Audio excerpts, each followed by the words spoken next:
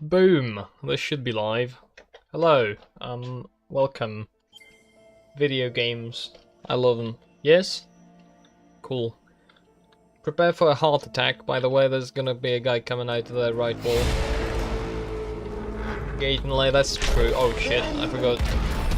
That's what I get for paying attention to chat. I was gonna drop the volume of that so I can hear my own thoughts. I have indeed become late by virtue of going for a shower between announcing the 15 minutes from now and then starting. That is entirely my bad. I'll use this cutscene to start trying to open the chat on my phone. Only start though. Actually, you know what? I managed to do it. Let me know if the audio is working. I've not touched anything, so it should be. But we all know how it goes with technology. Or rather, how it doesn't go. Oh, okay, I can hear it on my phone, so that sounds fine. All messages, please, and pause the sound. I don't want to hear myself on my phone. Thank you very much. Alright, I feel sufficiently insured against any potential crashes. I think the mobile chat is more reliable than the website chat. I wish it just they were both just reliable, but well, can't have I should be paying attention, shouldn't I? Can't have everything, by which I mean we can't have basic competency from million-dollar corporations.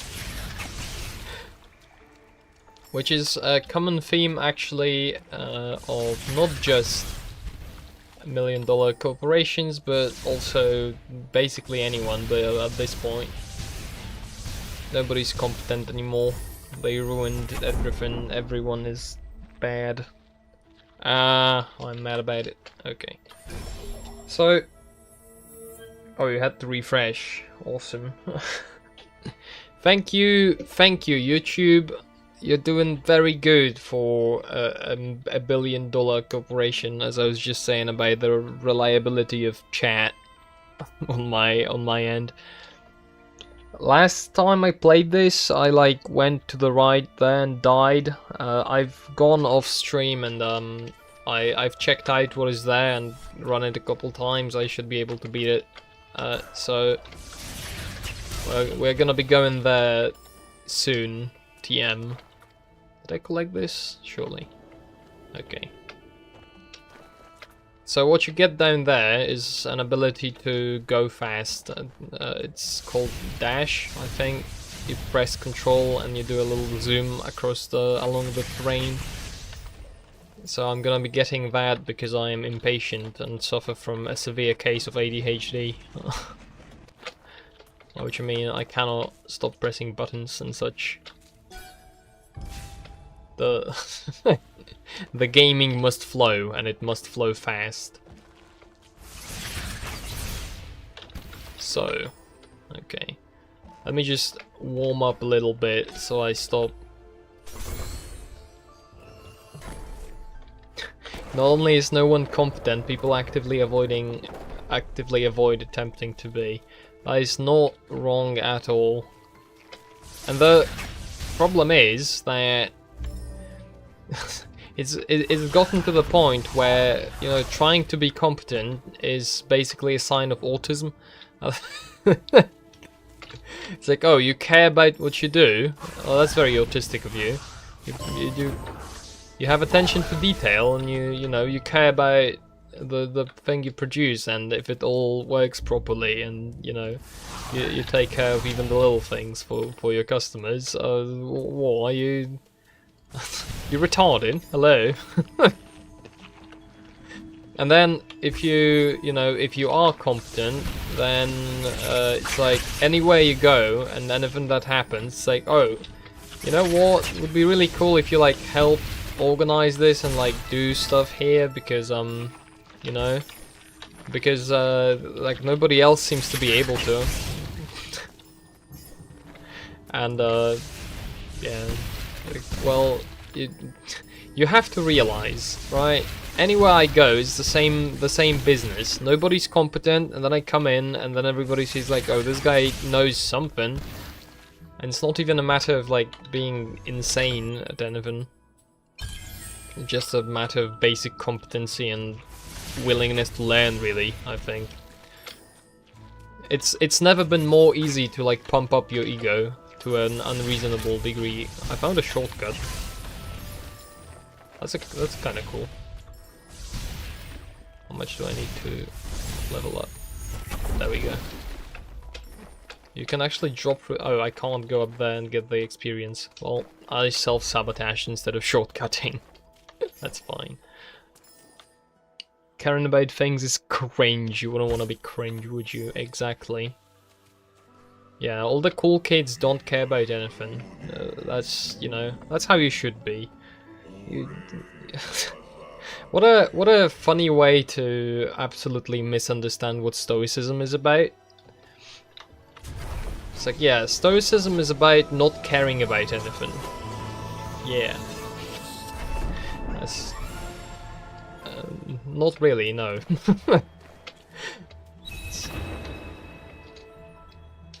It's about caring about things, but on a level that's deeper than the emotional level. Although it actually, like, there's nothing wrong with caring about things on an emotional level. Why would there be? But then, well, it's only wrong if you let it control you, of course. Alright, I think I've warmed up the game enough to actually start talking, because this time, can I? Wait, I can't click E on this? Am I stupid? Was it a different key? Oh well. Well, there we go. It's just spamming E enough times until it worked. Okay. Gonna get more damage, thank you. I am becoming increasingly disgusted with the lack of action anyone is willing to take, and when people do decide to take action, it's ineffectual at best. Yeah, because... like, what does take action even mean in practice? Is it like take action as in buy my product because I support insert political cause here and giving me money means you support the cause? It's a very smart way to do it, I guess, if you want to make money. No, it seems like not really many people ask themselves the question, it's like, what is the goal? Because then, if you start from the goal, then you evaluate action, you have a framework from which to evaluate actions and take decisions, and then, you know, check, okay, is this working, is it not? And you know if it's working or not because it serves the goal or doesn't. And without a goal, if you instead just kinda do things because you feel like it, you end up with, you end up with just directionless, kinda waffling, which is, well, just gonna be emotion driven. Well, I felt like doing this, or this feels like the right thing to do, but is it the right thing to do? Well, that would require, you know, engaging thought instead of just sheer raw emotion and intuition. And I don't know, I guess that's kind of gone away these days. Not sure of memeing, but I mean do something, do anything. That is, it's a great phrase. I keep coming back to it from many different angles. Because it does come, everything comes down to that. It's, you know, you can academically think about and philosophize and come up with 10,000 different strategies for whatever, but at the end of the day, first of all, it's you never know. You never know your theory. You don't really know theory until you've put it into practice, is kind of how I describe it. So sure, I could, you know, as per usual, well, my line of work, so with programming, you know, you can do a lot of reading, you can do a lot of tutorials, you can understand, like, I don't know, design patterns, you can learn a lot about programming languages, all the syntax capabilities of the language. All of that stuff you can know, and then that kind of becomes checked against reality when you sit down to write a program and you realize, well, but not... Oh, please. And then you realize, oh, but actually the program I want to write isn't in any of those books. Well, if you are writing anything new, that is. It's like, well, nobody's gonna tell me what to do. Nobody's gonna tell me how to do it. You probably won't even realize that at first. It becomes very quickly, it starts becoming more nuanced once you start applying it to reality. And then certain things start going onto this, like, certain things start becoming very uninteresting, is what I found.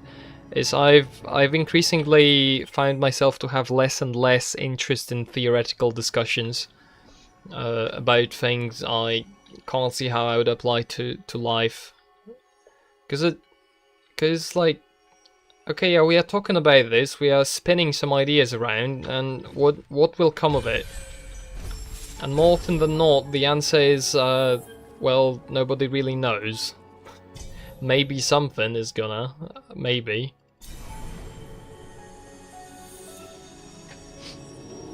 Because it comes down to the question, it's like, why, what is the goal?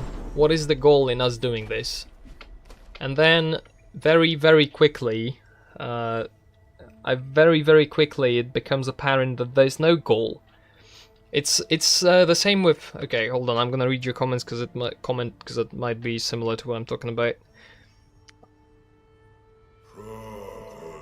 I also am dissatisfied with basically all content on YouTube besides stuff like this and tool reviews and such. I am unironically very excited to be getting a number of German tools later this month. I can relate. I've basically stopped watching almost anything on YouTube. I used to watch like some, you know, somebody shitting on a movie or whatever, some stuff like that. I've mostly cut all of that off. Because I can't be asked. I can't be asked to do it. It's just the same thing and the same thing and the same thing. Feels like nothing's getting accomplished because, well, it's what it is. It's not like anyone's... I died there. It's not like... No, I died there again! Stupid. Extrapolate this dissatisfaction into things like new games and media, etc.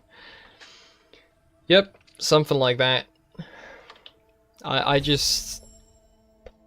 don't know what it is. I could attempt to say what it is. It feels like nothing is being accomplished because nothing is getting accomplished. Yeah, yep. That's not the point. Like, surely that's become more apparent to me because, you know, I've been watching the sort of political side of YouTube and whatnot for years, basically. I've probably started it like 2013, or maybe even. I don't remember how long ago that exactly how long ago it started. But I've been watching it for years, and it feels like I've basically just seen all it has to offer. As in, at the end of the day, you can only, as someone with, you know, a YouTube channel, you can only be so practical in terms of the advice you offer. Because a lot of... Okay, you know what, before I get into this thought, I'm gonna get into another thought that I've had because... Okay, this is gonna be a tangent, but bear with me. So, what I did watch somewhat recently is a guy goes by Lucid. He used to go by Lucid Letters, now he's Lucid at Lucid Makes Videos or something like that. He talks about TF2, but not only. He's got some other games as well. He covers, and he makes like video essays where his format is basically he brings up a couple. I am having horrible trouble with English pronunciation at the moment. Bear with me. He's basically picks up a couple mechanics from different games, kind of connects them, finds something that connects them together, and then ends with some kind of point, like extrapolates that into a point about life in more broadly. And one topic he's done recently is he's put out a very clickbaity titled video called "Your Playtime Doesn't Matter, Stop Talking About It," something like that. And it's like there's in the thumbnail there's a screenshot of like 23,000 hours played on some game, and like it doesn't matter, something like that. And so I agree with the sentiment, the idea, because what he's basically arguing in the video is he's basically arguing that an opinion is an opinion. It doesn't matter, like it doesn't. You having more hours doesn't automatically make your opinion more valid, which to me is so obvious it doesn't really even register as an argument that needs to be made. The whole video, basically because of that, the whole video reads like I read, too many opinions on Twitter and Reddit, and I am now annoyed that people are dumb. That's basically what the video reads like to me. So, but from that, I was thinking, okay, I am dissatisfied enough. I am dissatisfied enough with this to consider maybe making some kind of response to it. I don't know, writing something, maybe putting it in a video form, responding to it in some way. In the word register, the emphasis is on read, not jizz. I've probably bungled that horribly. My apologies. Register, yeah. I think I'm pronouncing it right now that I've actually focused on it. Thanks. Register, yeah. Register. Okay, so in the process of thinking basically about why does this video bother me so much, I started thinking about good job, that's right. This is an educational stream. We learn in this. We learn in this one. Learning English with Hunter. This is actually a secret ploy for me to get free English lessons by just roping you into this stream and then receiving free tips on pronunciation. That's been my secret plan all along. Well, now it's not so secret anymore, is it? Okay. So, in the process of figuring out why that video annoyed me so much, what I've basically gone... every stream is an English learning stream, indeed. ESL, am I right? Those damn ESLs. I was thinking... It's like, okay, sure, if you present an opinion, if you present an opinion as in A is X, right, a basic logical statement, it of course doesn't matter how many hours you have spent. It basically nothing matters in terms of this argument, like whether this argument is valid or not, or whether this like logical sentence is true or not, is not influenced by how many hours you have spent playing a particular game. Like, sure, of course, but you know what? If you're making a like 12-minute video about it, I would expect you to go into more more detail, because the topic unravels very quickly into into a question of... Okay, let me get at it from maybe another direction. Everything... When you're talking with someone, everything is information. Like, every single thing the person says, doesn't say, how they pronounce things, you know, what they emphasize, what they talk about first, what they don't talk about, it's all information. And when talking to people, you certainly do not... Well, I would say when talking in good faith with people, you want to essentially help the other person form an argument and get their thoughts out.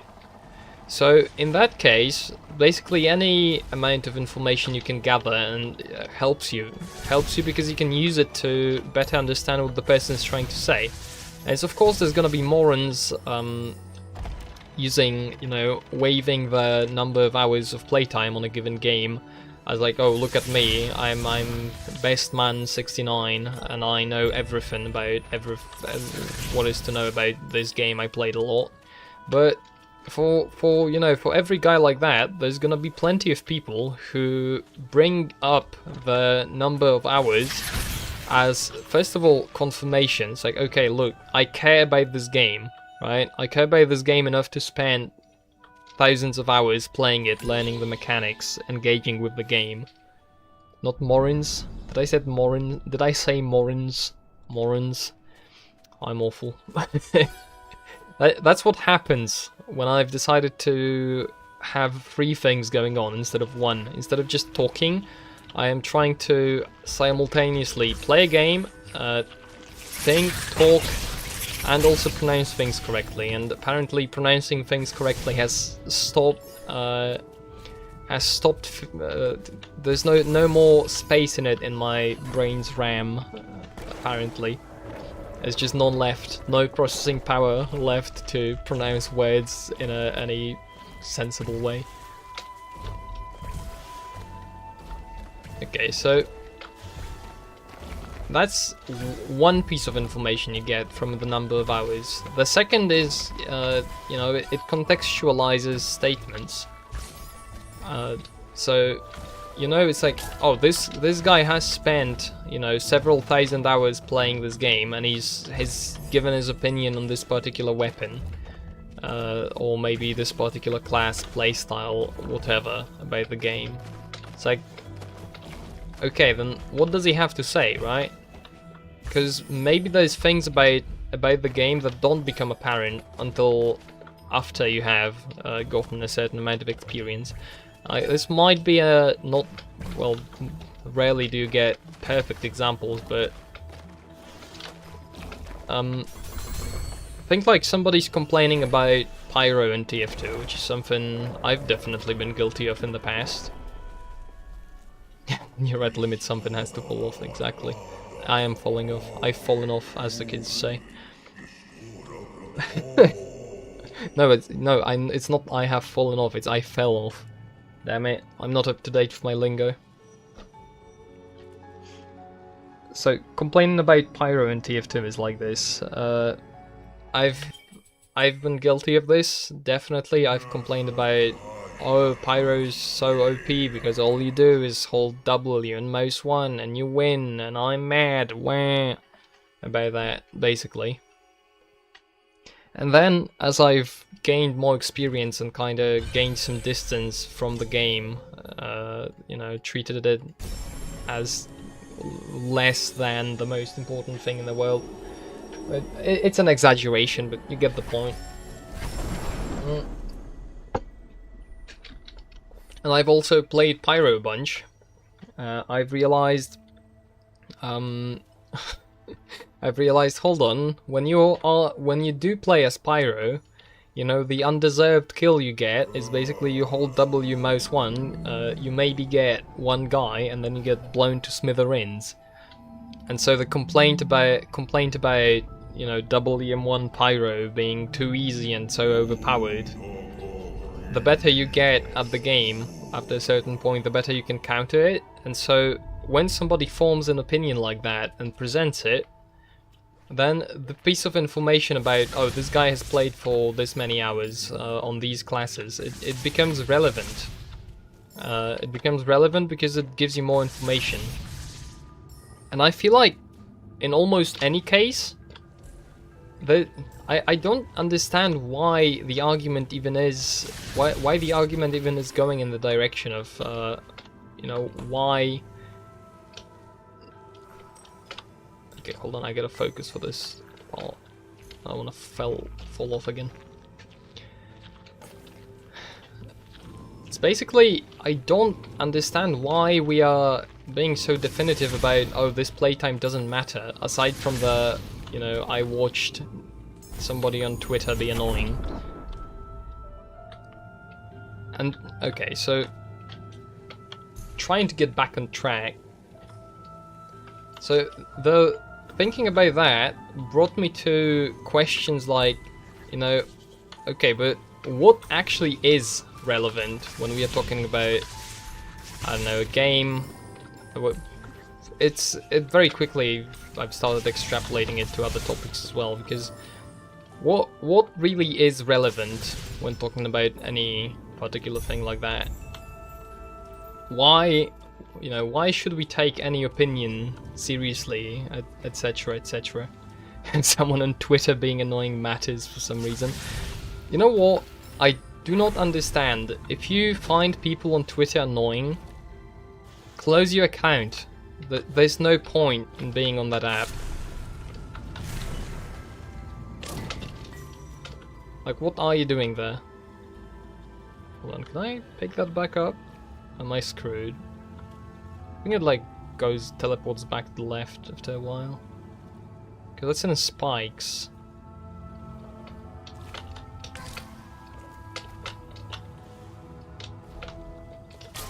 Ah, unfortunate. Yeah, I've got to practice this a couple times. This section. It's gonna get better.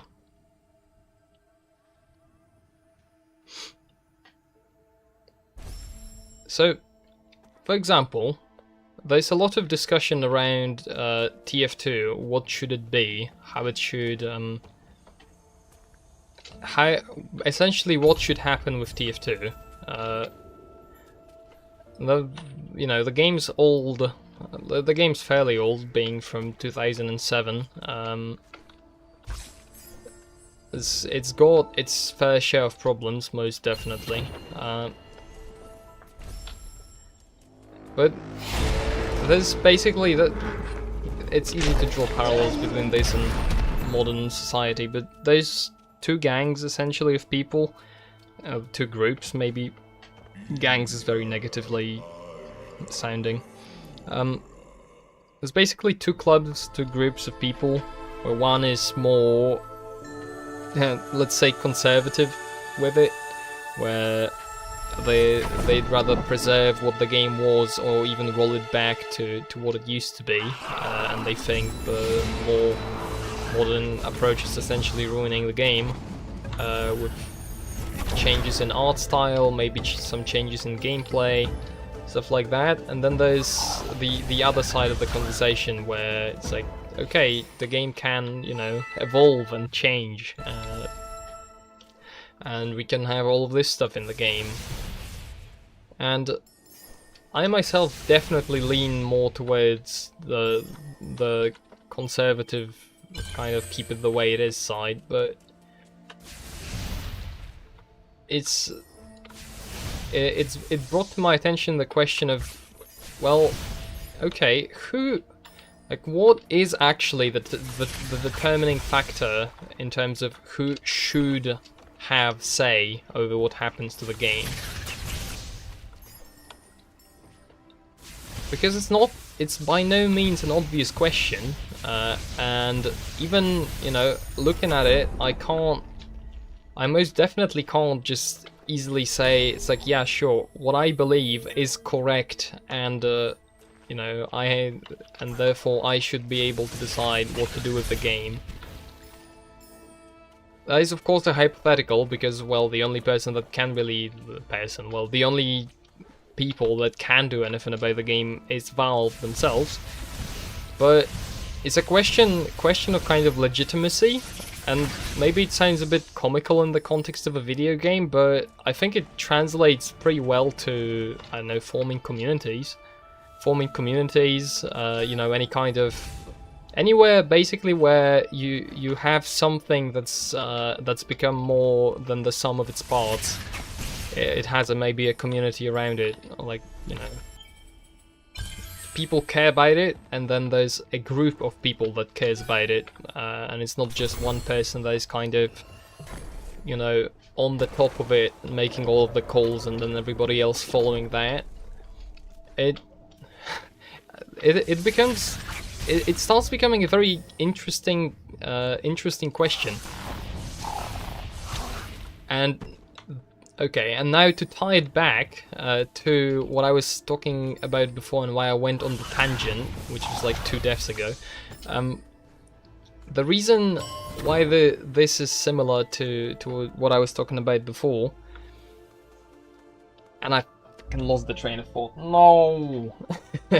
We'll be right back after the technical difficulties end in my brain. Question you ask about who gets to decide definitely translates to ARL. The answer is whoever has skin in the game does not solely? I'm not sure how to pronounce that word. Solely benefit. Solely? It's gotta be. I think I've heard it before.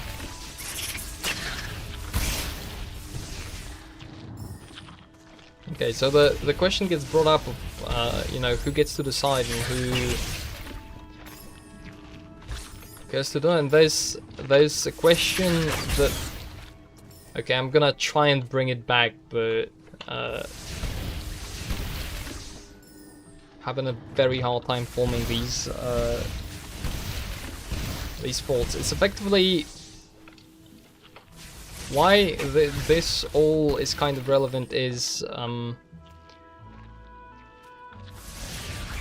yeah, it ties back to the practicality of advice and how much you can actually say and give for any particular thing you are engaged with. It's that experience is pretty specific. Experience is pretty specific to the set of things you do interact with and you do things with. There's general life experience that transfers, but in terms of kind of practical knowledge and what you can reliably say, what you can reliably talk about, okay, I understand this to the degree where I can take actions, and I am fairly sure I can reliably get results out of that. As kind of the kind of experience I'm talking about. Mastery, perhaps you could call it.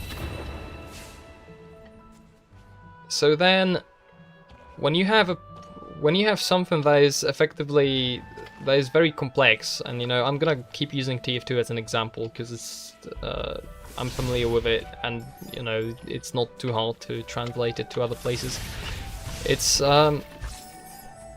if you were to say like what TF2 is, of course it's a game, but then there's culture around it. There's, you know, the whole market of items. There's history. There's, you know, there's how it evolved from where it started to where it is now. There's who produced it. There's people who have spent a tremendous amount of time, who have invested a tremendous amount of time into the game from many different directions, because, you know, you have people playing the game casually as kind of, well, intended originally, but you have players who have spent thousands of hours playing the game competitively. You have people who have spent thousands of hours trading items in the game.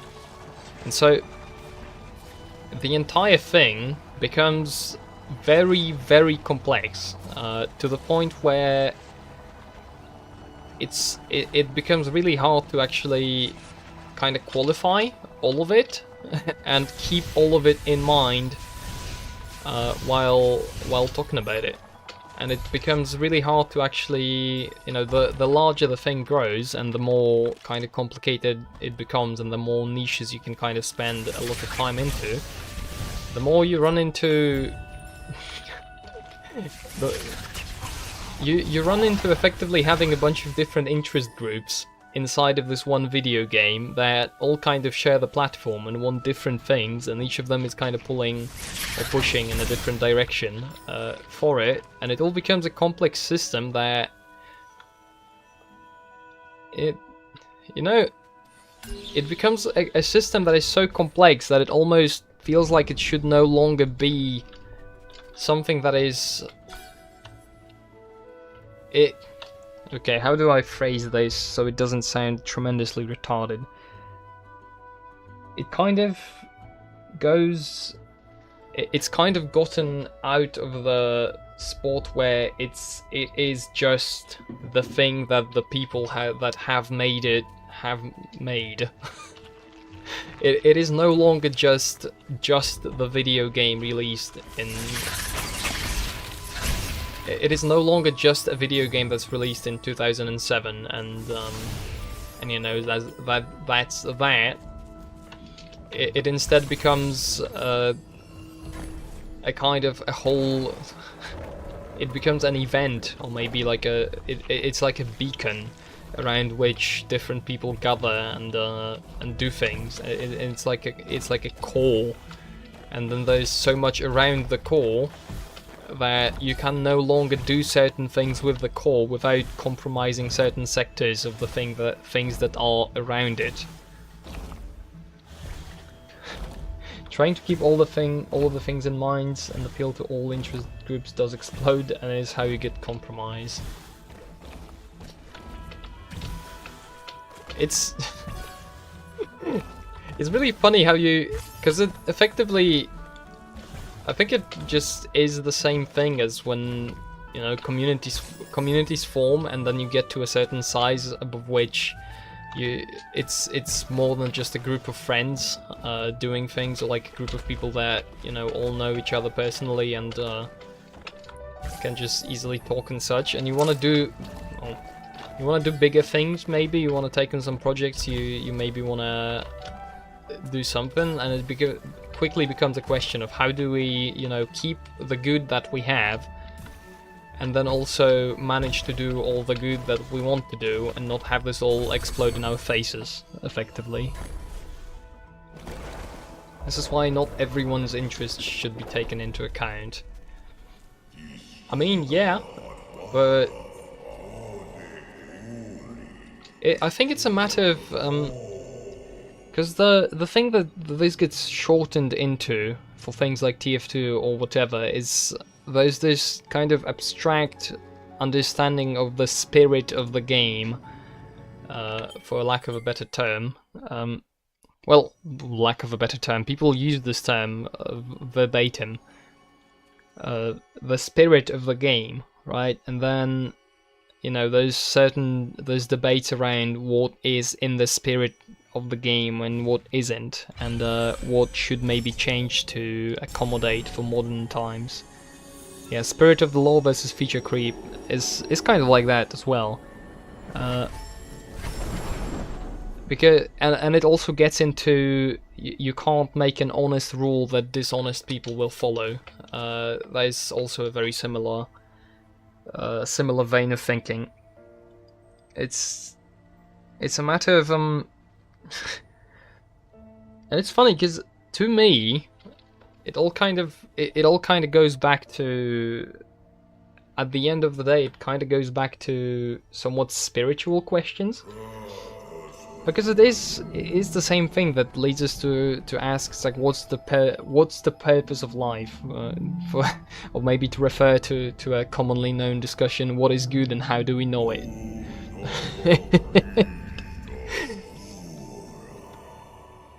Which is, you know, it's one thing in terms of religion and life more broadly, but it is a question also for a video game. And it is funny how that kind of mirrors. It's like, yeah, who gets to decide who gets to decide what we call good?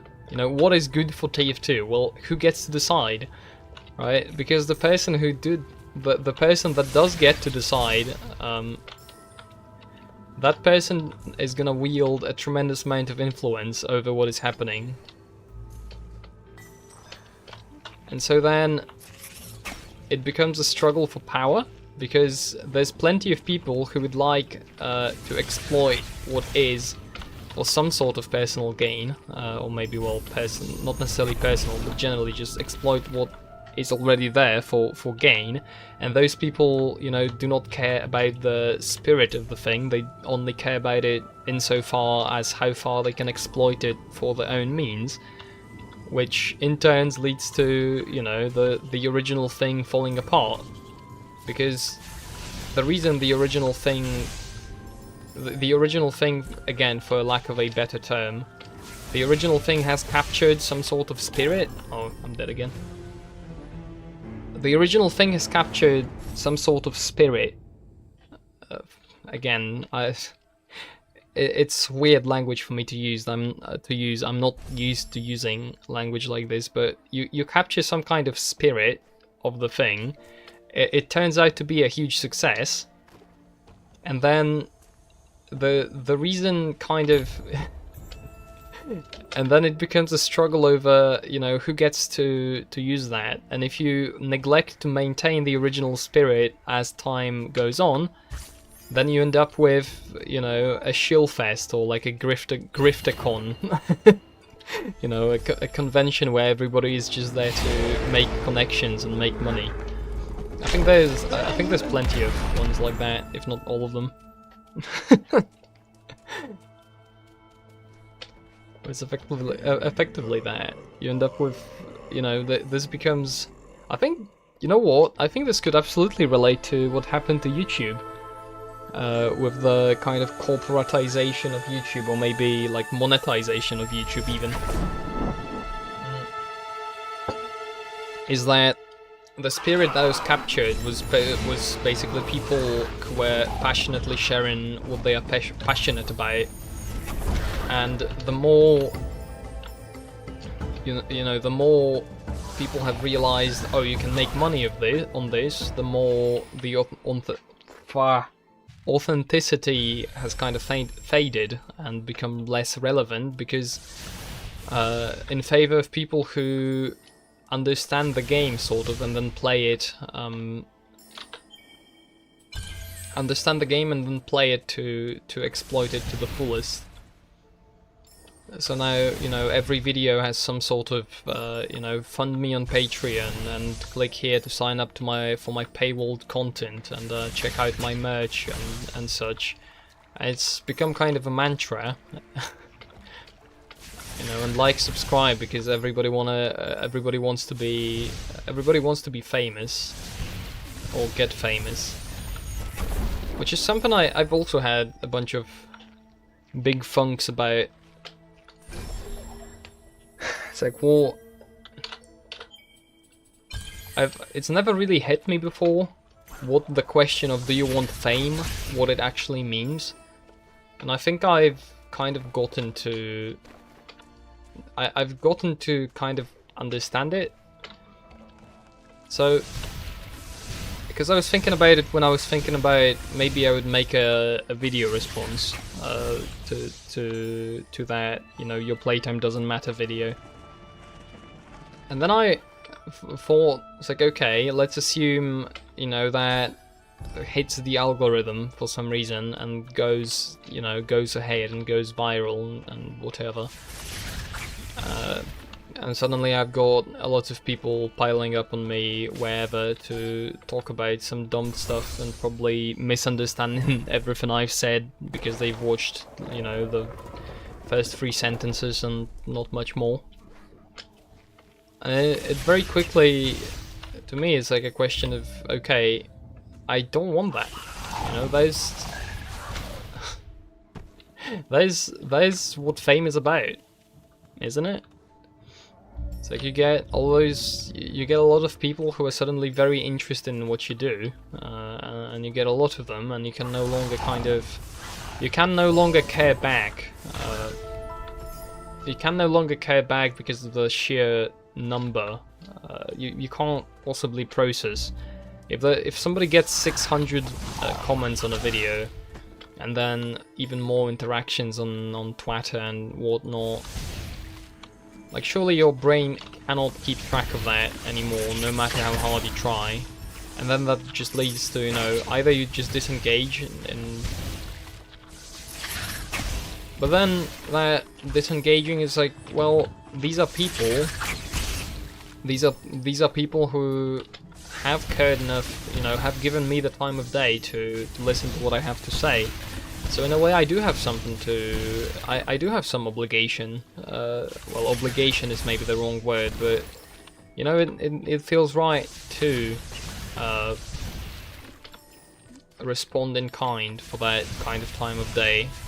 Except it scales differently, because the kind of, you know, when you have 30,000 people listening to you and they give you their time of day, it for you as one person to kind of repay all of that time of day would be pretty ridiculous. So then becomes, you know, it becomes pretty impossible to do that. Them has negatives, but it also has very beneficial potential. I mean, surely, because you do get a lot of influence, and you know, you effectively get a tool to use, because you do have influence and people do want to listen to what you have to say. But then that, you know, it's not free. Like, first of all, you know, you are gonna be, if you want to maintain it, you will have to put in time. And then the question is, you know, what actually got famous? Because this is, I think, especially on YouTube, it's or like generally social media, it's an important question to ask, because it might be that it wasn't you as a person necessarily that got famous or popular or whatever. It's that you've made a certain kind of content, and that content got popular. So then, if you want to capitalize on the potential that you think you have because you've gotten popular, and it turns out, well, you don't actually have it. You don't actually have it because, I don't know, you've made you've made the response video about TF2, and then people have kind of subscribed because of that. Now you have a crowd of people who are not interested in you necessarily, they are interested in the next TF2 video you're gonna do. And then it could even become a detriment to your entire operation, because, well, now you wanna draw attention to something else, but you know, you will get black-holed effectively in terms of attention, because the people, it's, you know what, I think actually what I'm describing is problems with modern algorithmic, that's a hard word to pronounce, algorithmic kind of popularity. It's because you don't really decide anymore, you know, what you follow. I mean, not that it is impossible. Not that it is impossible to decide for yourself, because you can still use a lot of mechanisms that are there, but on a wide scale, the algorithm decides if you are popular or not, and even people who have built an audience, as in, you know, have a lot of subscribers built up, that supposedly should be like a steady flow of views and attention to them, don't necessarily get that if they don't hit the algorithm correctly, which is very different to the model I'd consider way better for the internet, which is effectively, you know, follow plus share. So you follow people that you want to see stuff from, and you find new people to follow by effectively the people you already do follow endorsing other people. So think like somebody you follow on Twitter retweets something you find you know, retweets a good drawing, and then you know, you like the art style, so you follow the person that drew the thing, and your kind of circle expands by a little bit, and it's all curated by you, so your kind of basic feed is what you've chosen to see through all of those follows, through all of those interactions, and then if somebody gets annoying, you can filter them out of the feed by just unfollowing them. And then you know, all you need as a feed is an inverse chronological feed. So newest on top, and you can scroll down and see all the posts from the people you are following, and you know what they maybe retweeted, reposted, linked, etc.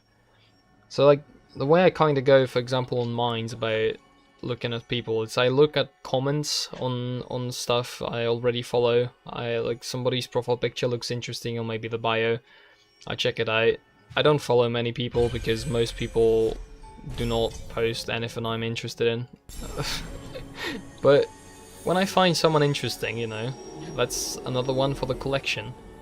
And then the feed is actually things I want to see, as opposed to on YouTube, where I open YouTube, I scroll for a while, and there's nothing I want to watch, and I close the app. Which is kind of beneficial in its own way. Thanks, YouTube. It's kind of helpful. Where was I even going with this? I don't... So it's...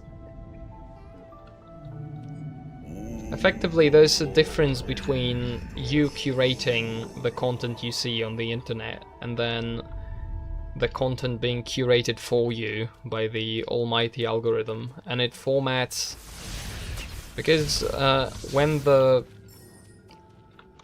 goals and kind of the path to success dictates what people are going to do, and that is especially in a domain where, you know, it's not just a passion project. Thanks, YouTube, very cool indeed. But it's kind of a passion project. Yeah, see that little jump he does on the corner? That's what screwed me over that one time. He like jumps over that, and then he jumps over this tiny platform. I don't like these. I feel like they are a little bit janky. So if you shift incentives, you will get a difference in behavior and response. Oh yeah, that spider died. That's really good. One threat less to worry about. When you shift incentives, you shift behavior, and for very dangerous. For a case like this, you know, with a platform that is as kind of big and socially influential as YouTube is,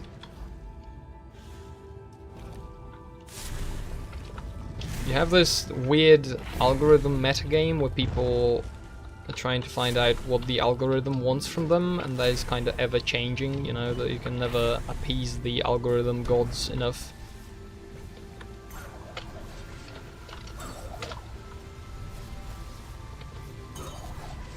Sorry, I had to focus for the one-hit kill section.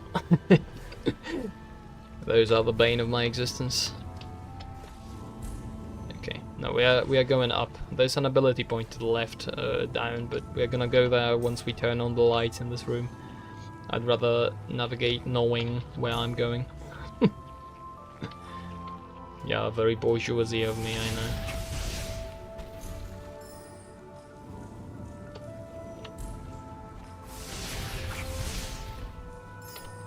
It does make me wonder, because presumably it all started in much more neutrally, in a way. Started as just a platform for, you know, it started as broadcast yourself, surely. That was the big motto for YouTube, that was broadcast yourself. But then, as it became apparent that a lot of people... I don't know, actually that is a good question, because I wouldn't even necessarily be opposed to the idea that these platforms were from the beginning had an element of that thinking.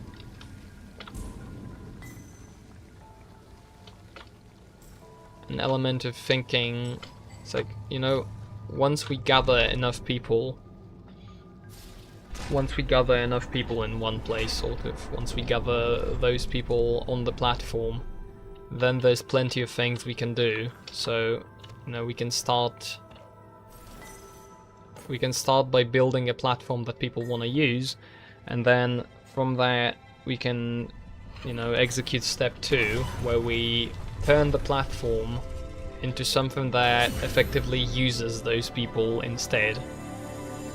I know it sounds like the classic boomer line of, you know, social media is ruining society and whatever, stuff like that. But what I'm getting at is it's tools. This kind of comes back to everything is information. All of this is tools. It's I think of this very similarly to how programming tools, how artificial intelligence, not in the buzzword sense, but literally in the technological sense, all of that is tools that can be used to execute things that you would never dream of doing without them. So it's kind of like, you know, the invention of firearms completely changes how warfare is done. It's very similar. There we go, we're gonna get the new ability finally. A lot of these tools effectively change what is possible. So you would, for example, you wouldn't think of being able to censor what a significant percentage of people in the population think or talk about. But once you have algorithms that can analyze the content of a message and look for keywords or look for certain things, and once you've kind of gotten past the hurdle of, you know, people being okay with you banning that stuff under the umbrella of whatever, keeping stuff safe, keeping whoever safe or peaceful, blah blah blah, and you suddenly have a very powerful tool that is capable of, you know, breaking apart some crucial conversations that could normally happen and pick up momentum. And this gets combined with people being increasingly online and less, you know, IRL, where there's no filter, there's no middleman between you and the other person. I don't know, it's... I've basically what that whole line of thought, what it leads me to is basically, you know, people doing software are probably the greatest threat to liberty humanity's ever seen.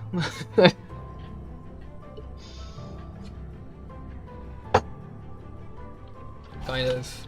Okay, there's a bunch of funky business. Look, that's the new ability. That's dash. Lets you hit control and you do a little zoom across the terrain. Very cool. And then we have a little demonstration down here. And there's also an Indiana Jones section coming up.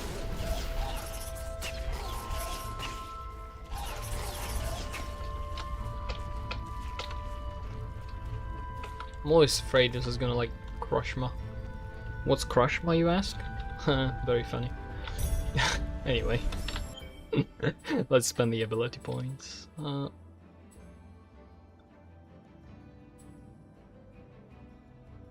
Yeah, we're gonna get more damage. Okay, here's the Indiana Jones section. Oh, I'm dead. That's a nastily placed spike up there. It's like Groundhog Day. But we are making progress every single day. I actually have never watched Groundhog Day, so I don't know if it is exactly like Groundhog Day. I don't know what happens in the movie. It's a bunch of references like that. Well, I only know the reference, I don't know the source material. I don't know, I can't be asked to watch movies anymore. That is entirely unrelated to anything I've been talking about previously, or maybe not. Everything's related. Puts tinfoil hat on.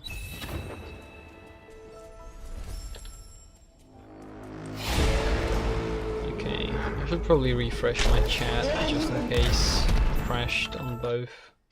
Because it's not impossible and it would be schnasty. That seems fine. But it switched to top chat again. Thanks YouTube. Very cool.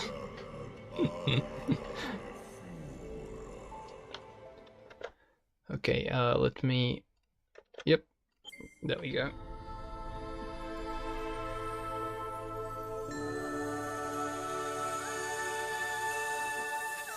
And now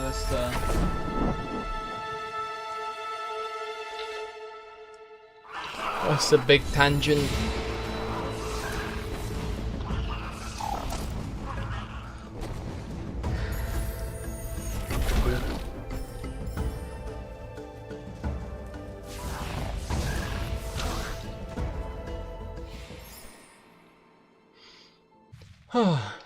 Yeah.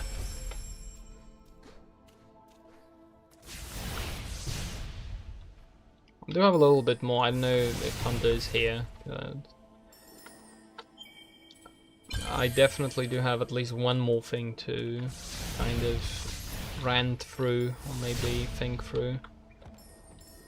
Well, more rant through, because I've already kind of thought... Well, I thought about it more than I thought through. Ah, screw it. Worst case scenario, I'll repeat it again. There's no way anybody's gonna be watching VODs, right?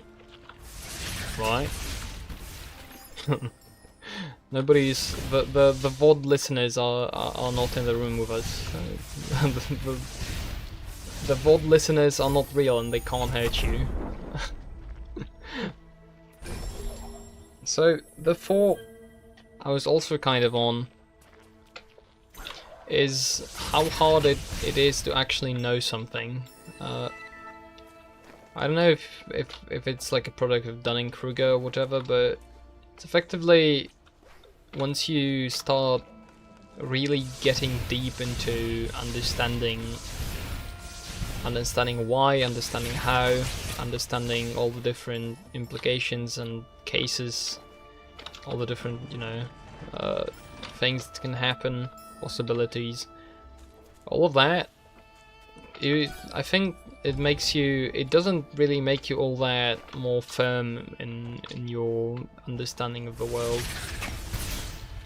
but you understand, you gain a kind of meta knowledge of, okay, I know these things, and this is what they look like in relation to the whole map of understanding, which I can kind of see the vague contour of.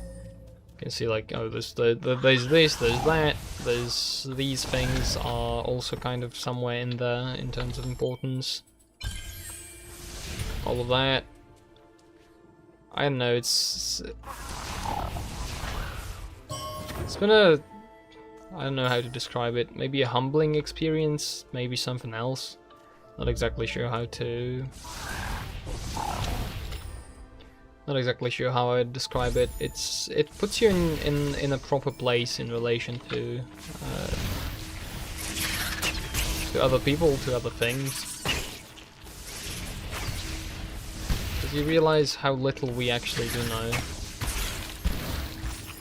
And yeah, this is like vague philosophical BS I'm kind of rolling over, but no, but really, in terms of like the game discussion, there's TF2. What do we really know about what is best for TF2, right? We know we have a certain view, we have a certain understanding of what happened historically to the game, what was, you know, what was relevant, what helped it, how it shaped certain things, how it influenced maybe what we see as a metric of success, so maybe player counts, for example. And, you know, you think about that, and then you suddenly realize, hold on, but who actually says that a player count is a metric of success for a game? Because you could easily make an argument that there's a trade-off.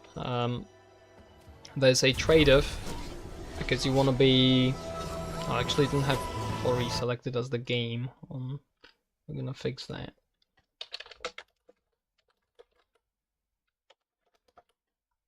Ori and the Blind Forest. There we go.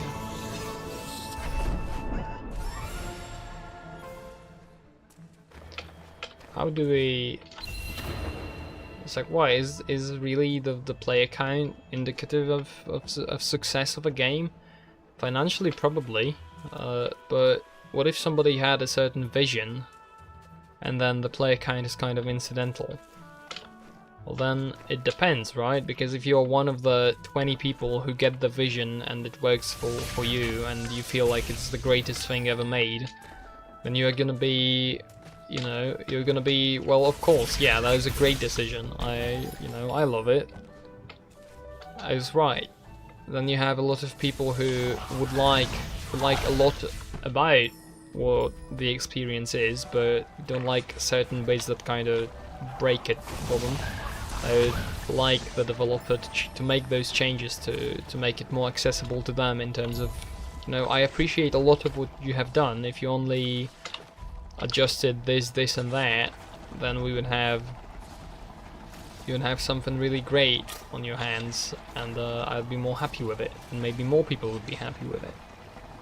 But then you never know, because on the other hand, and I don't know which other it even is in this case, you've got a question of how much should the people that don't like and don't enjoy the content or the product or the experience, how much does their opinion matter, really? And then you kind of circle back around to the hours argument, right? It's, well, your hours of playtime are decent. What Hunter said before, that somebody with skin in the game, you want, you know, for decision making, you want someone with skin in the game, because they are going to be motivated to take decisions properly.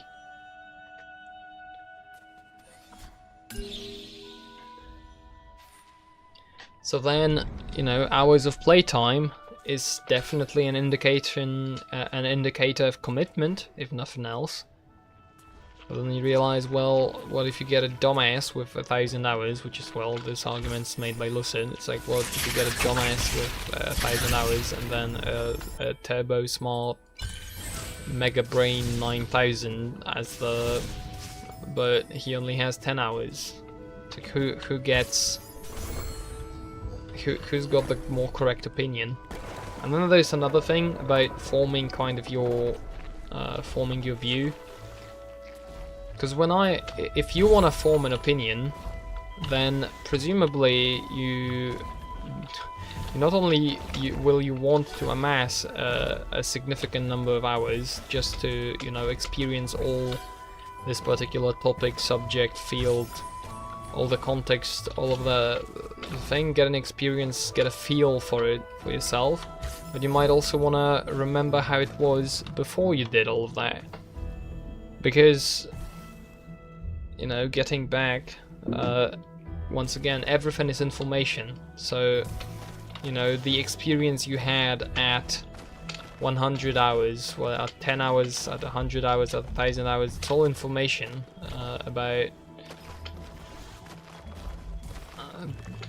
it's all information. It's all information you can take into account. So presumably, if you want to develop an opinion and you want to be sure that it is true, what you want to do is presumably indeed spend a lot of time verifying it, if it's not, you know, with the maybe possible exception of things that are self-evident.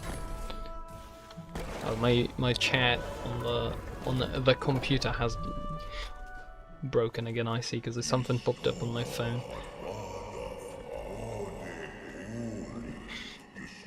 Yes, this kind of, before I get to the message, this kind of mishmash of thoughts that I can't really arrange into a coherent whole is why I've decided against making the video, making a response video or anything, because the statement "your hours of playtime don't matter" open up such a broad kind of context in which it does matter. It almost makes it useless to discuss, because then you have to realize that the entire point of the video is to disagree with the randos on Twitter who think having 1,000 hours means the point you are making is good regardless. Which is endlessly frustrating, but finally probably not worth responding to. 10,000 hours guy may not have the perfect opinion, but he'll have more context than Turbo Brain 10-hour autist. Yeah, a thing that came to my mind, because before he even put out the video, he also put out like a little post about a poll, a community poll with two options. It's like, well, do you think your playtime matters when determining if your opinion is valid or not? And then there's, you know, yes or no, which I did write a response to that post saying that it is very clearly not a yes or no question. It's a complex issue, and one of the things I brought up was that, okay, who would I rather have a conversation with? A guy that has spent 10,000 hours programming and, you know, has just built things, or the guy that has spent 10 hours programming but he's got all the theory and he's learned all the correct opinions about programming from, I don't know, twitter.com, or maybe, you know, to actually emphasize that I do mean correct opinions, and as in literally correct. I don't know, got him off reading books, because, you know, I would much rather talk to a person who spent 10,000 hours just building things and programming. I don't think I think it's unreasonable to expect that the person who spent 10 hours actually doing the thing is gonna have the same applicable knowledge in practice that like the person that has spent 10. And this is also something I've linked recently, the Jonathan Blow talk on education in one of the channels. So what he kind of gets at is that understanding, he also calls it the spirit of engineering, which I guess is where I got the spirit terminology kind of in my mind from. Hold on, I want to see the chat on the... Oh, because it's on top chat again. Darn it. Pardon. He kind of talks about... Oh, because he talks about educational games, or using games for education, more like. Because he does say that educational games, as we commonly know them now, are mostly terrible. He talks about that games are a different medium to movies, to books, to music. They convey information differently, and games are pretty good at building an intuitive understanding in people of certain topics and subjects. So, wait, this goes down, not up. And that actually, when you build expertise and you build practical, useful knowledge of a subject, of a field, it becomes very, very hard to... talk about it and share the same information and decision-making process you have and verbalize it. Because it's, you know, it's very similar to how when we teach artificial intelligence, we don't actually know what the exact process, like we can't translate what an AI has learned back into humanly understandable by way of words, way of thinking. We can't really translate it to an algorithm that a human can kind of understand and determine, but it works. You know, so we can...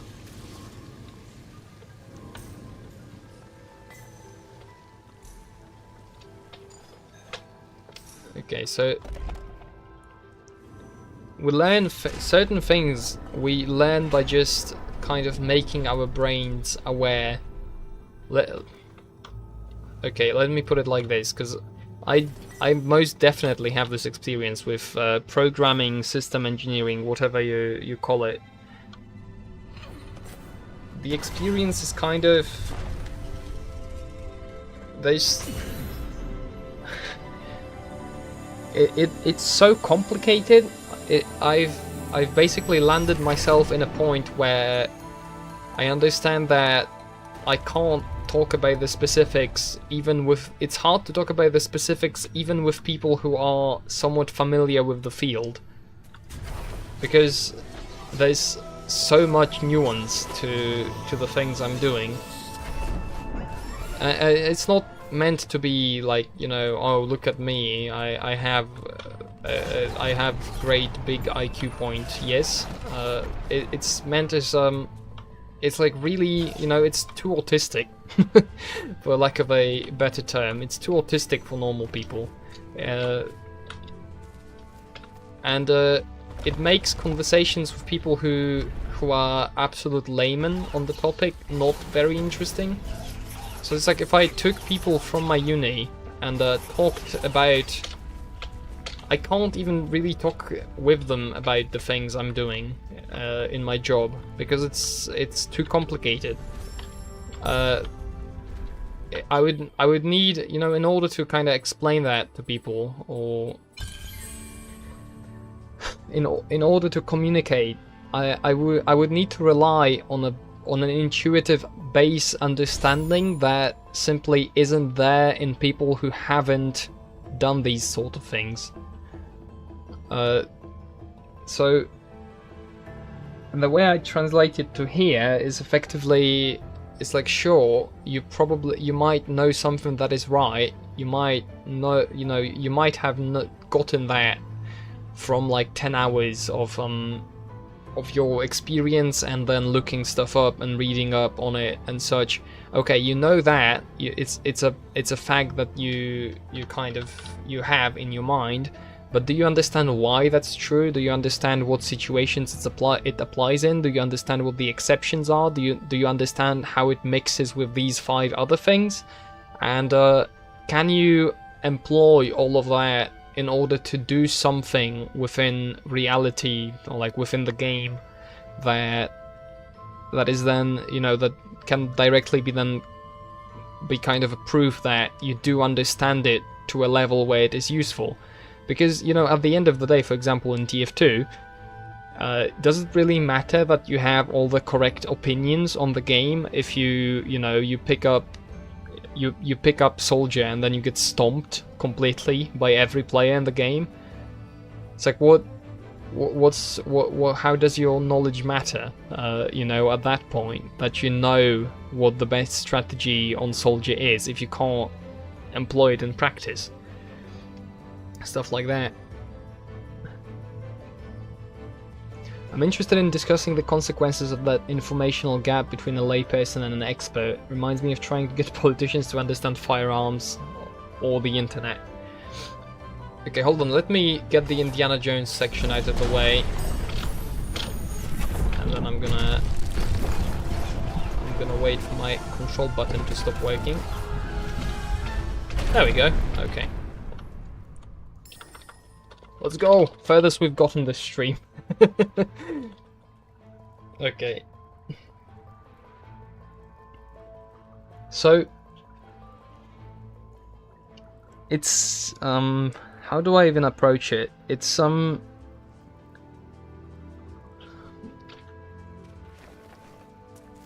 it's not it's not that it makes conversation between a layperson and an expert impossible, and it's not even that it makes it doesn't make the expert it doesn't make the expert right by default. It doesn't mean that the layperson can't have something even innovative to say. And it's definitely not about any sort of credential, because people who have credentials for this sort of stuff can absolutely falter. And it's also not about the raw number of hours invested, obviously.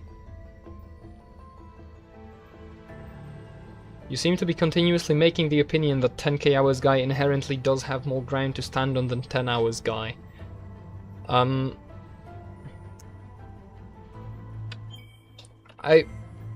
would I phrase this? Because it's not quite that simple. It's not that I think I have to say that, but it's not because there's something inherent about spending 10,000 hours on something that makes you an expert in the field, or like an expert on that particular thing.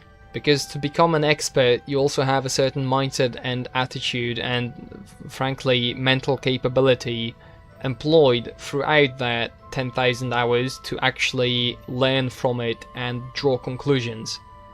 But when it comes, and this is something I've also mentioned in the post I originally made,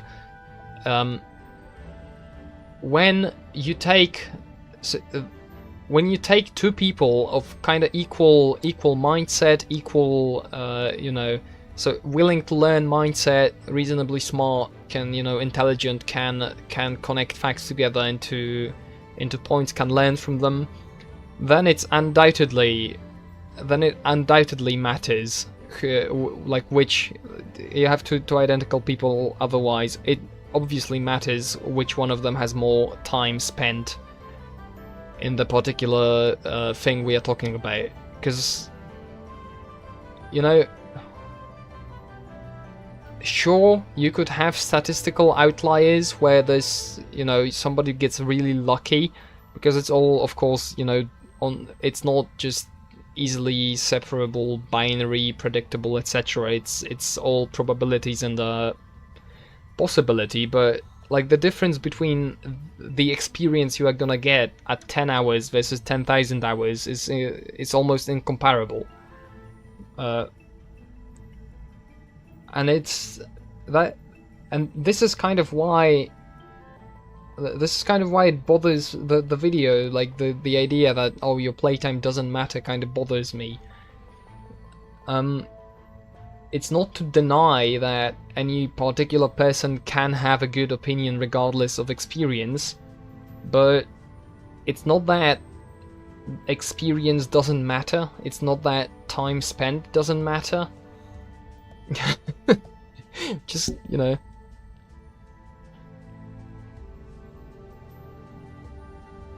making Soul's point that inequalities between people means that playtime is a bad metric in a vacuum.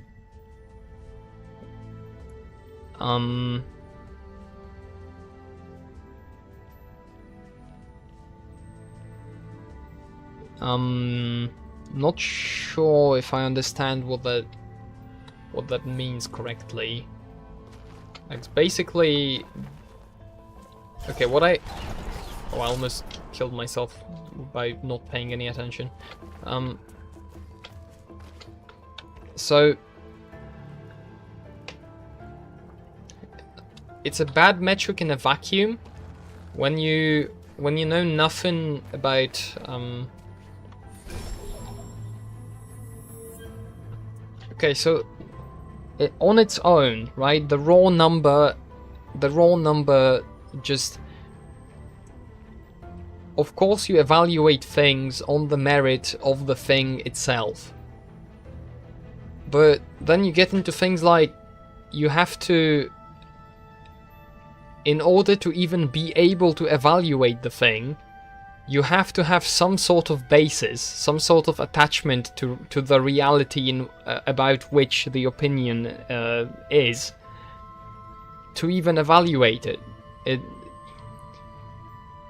Because the extreme of this argument is that you basically do not need to engage with a thing to have a correct opinion on it, but that gets so absurd as to basically go, you know, a monkey with a typewriter that eventually randomly arrived at the same opinion that you've typed on Twitter has the same opinion as you typing it out, which it's clearly not the same thing, right? At least that's what I think about it.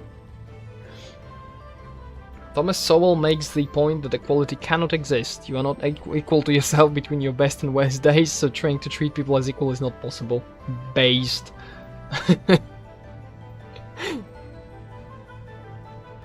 Which means ours cannot be a metric by itself. Yes, but that's yeah, exactly. So this thing cannot be a metric by itself, but that doesn't mean it can't be a metric. It doesn't mean it doesn't matter. You know, that's the kind of the second kind of side of the story is that. And yeah, and I'm thinking the, you know, monkeys with typewriters example for this is kind of what I'm trying to get at. It illustrates it well. It's surely, because ultimately, does it really matter? You know, does it really matter what your opinion is? Does it really matter what your opinion that you've produced is, or does it matter that you have an understanding, you have a sufficient level of understanding of the subject matter that you can consistently solve problems and implement solutions in the domain in which you operate? To perhaps talk a little bit abstractly about it. So I could actually turn the clickbait up to 11 and just call the video response "Your opinion doesn't matter." If you were to follow kind of the line of approach, it's, and then like, of course, that what I just clipped for that clearly gets into a point of you know, oh, what does anything really matter at all ever in any case? Which is like some waffling that I'm not necessarily interested in, but hold on, I'm focusing because there's spikes down there, and I'm afraid of spikes. Getting some health back.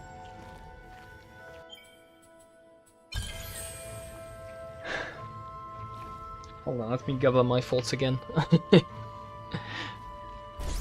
It's like, what matters? What matters? What matters? What matters? It's again. Okay, another perspective on why this is such a weird thing to say. What matters is determined by the goal. It's like, what matters? Well, it depends. It depends on what? Depends on what your goal is. So does it matter, you know, does it matter that you forgot your sandwich for lunch? Well, it depends, you know. For example, let's say your goal is to, you know, stop being forgetful. You're trying your best to learn to actually remember and pay attention to things like that in your life. Then surely you forgetting that sandwich matters. You know, because you've kind of failed at something you've set out to do, and therefore you know, it's important. But then on the other hand, it's like, if your goal is simply, oh, you are doing something and you know, you can just buy a sandwich on your way, then it doesn't matter that you've forgotten the sandwich. So, you know, the same piece of information, or the same thing, perhaps, to call it, matters or doesn't matter depending on the surrounding context, and I'd argue the primary article of... Uh-oh. No! Damn it. I was doing so good. The primary article of importance is gonna be the goal. So then the question once again becomes like, what's the goal, right? If the goal is to determine the validity of the opinion given, then surely the only thing that matters is the opinion and like maybe context that is necessary to understand it. But then if your goal is to understand what the person you are communicating with is trying to convey to you, then any information you can obtain about that person matters, because, well, any information you get gets you closer to the goal, to understanding the person you are talking to. Similarly, if your goal is to dunk on some idiot on Twitter, then the hours once again matter, because you can you can look at that guy flexing his 5,000 hours in TF2 and call him an idiot because that doesn't matter, right? So it comes back to, well, what the goal? What is your goal? To make a statement like your hours, it's clickbait. Like, I shouldn't be getting this upset at clickbait, but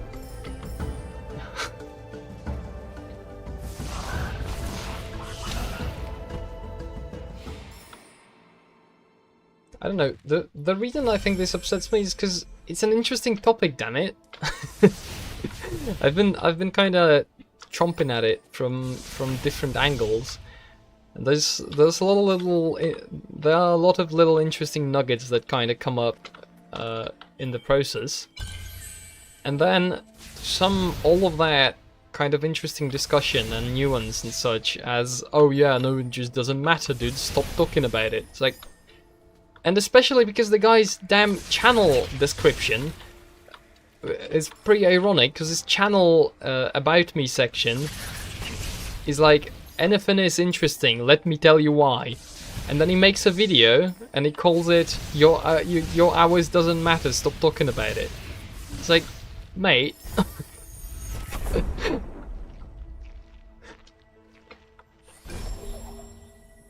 You could say that, you know, that triggered my autism, and you would be entirely correct.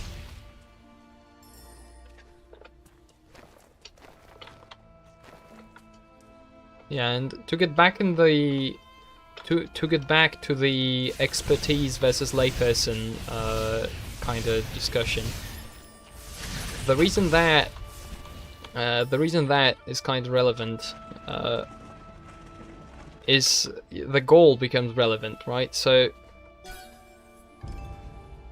if the question is that we have certain problems and we want to figure out the best solutions to them, then surely it is the best to involve both of the people in the conversation, talk about it, and then have mutual respect and understanding of, you know, each position. So you want to have the layperson respect the expertise and knowledge of the expert, both of course being respectful as humans to one another, like decorum and such. And you want to also have the expert not be close-minded. You want to have the expert be ready to accept that maybe, you know, because he's been thinking about things for a while, there's certain things that you get used to and you kind of don't think about it anymore. And then a layperson can then very nicely fill those gaps in with a perspective that is more fresh. It's very useful, very valuable. It's why feedback is just tremendously important when doing anything. If you can have a fresh pair of eyes look at your work, even someone who doesn't know like anything about, maybe it's even better for a person that doesn't know anything about the field to look at it, especially when it comes to designing systems, user interfaces, stuff like that. You wanna have that fresh perspective of someone who doesn't think in kind of cliches and mechanics and patterns and common practice, because then they might point out to you, well, hold on, this doesn't make any sense to me, why is it like this? And then you think about that and you think, wait, hold on, this really doesn't make sense if you know, don't know the things I do know. And then you change it, and then the product becomes better for everyone using it later.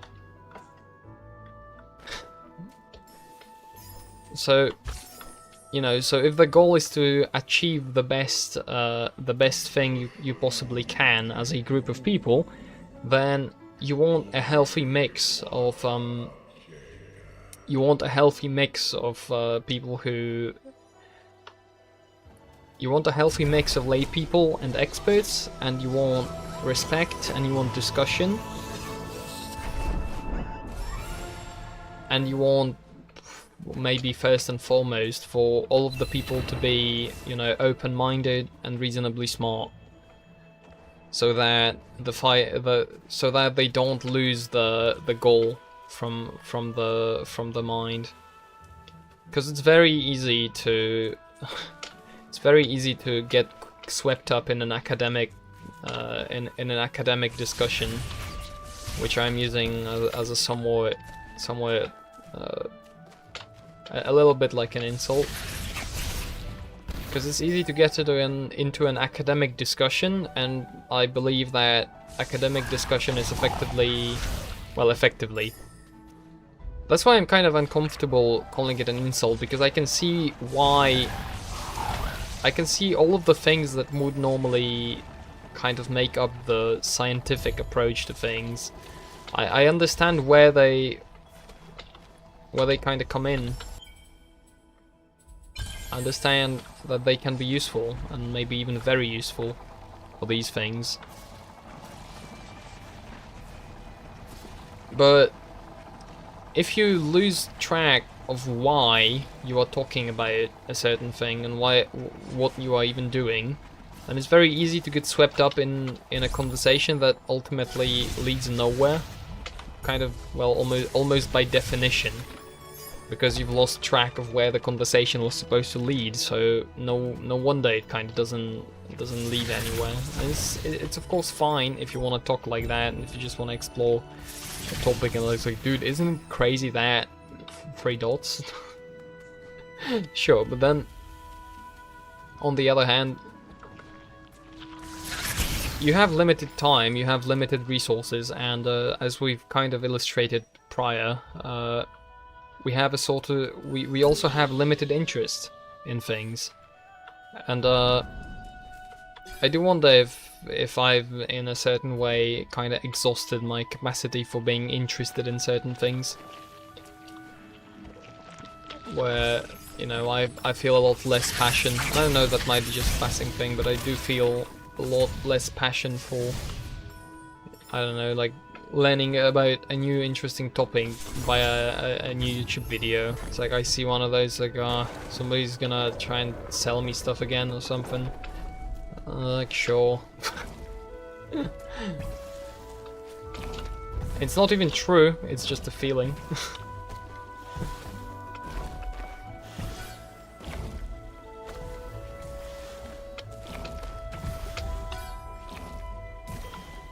The kind of question of people are definitely not asking themselves the question of, like, what is the goal of this. That is a question that is most definitely not asked enough by people, and it's a very, very useful question, because it kind of brings you, it refocuses. It's a question that lets you refocus, and that is very important. Like, for example, in engineering, you want to be able to refocus, because it's very, very easy to get off track and lose focus, and get swept up, which is kind of due to the nature of thought, effectively, or maybe the nature of our brains. There's only so much you can process and keep in mind at one time, and there's geniuses that are kind of the exception to this, where you've got people that just are absolutely fantastic at manipulating complex models and transforming, you know, complex data in their head. You know, but generally there's a limit to just how much you can process, which is why abstraction is so powerful, because abstraction effectively lets you, you know, take 5 things, call them something, and then you only have to keep one thing in mind when talking on a higher level, and that lets you build more complex systems with your limited brain capacity. I forgot where I forgot where I came from with this point.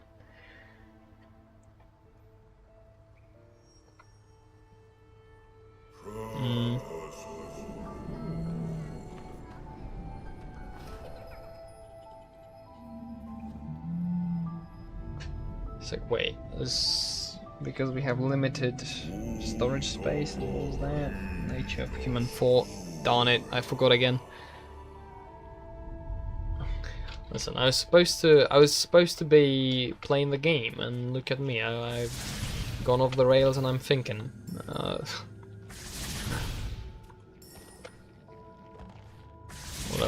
What a horrible gamer I am. Clearly not focusing on what is important in life.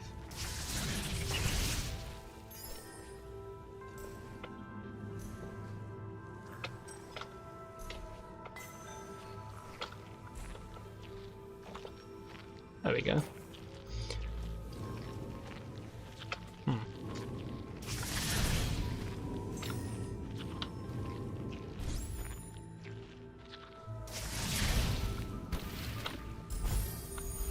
I wish I could remember what I was talking about, because I thought I was on some point somewhere. Maybe it'll come back. I was basically thinking about our brains can only process so much information at a time. That kind of necessarily informs how we perceive any given issue, any given thing. You kind of have to accept that, you know, you're working with a machine that is. Oh, no, drop it. That's bad. I hope this thing, yeah, it flies back. Okay, well.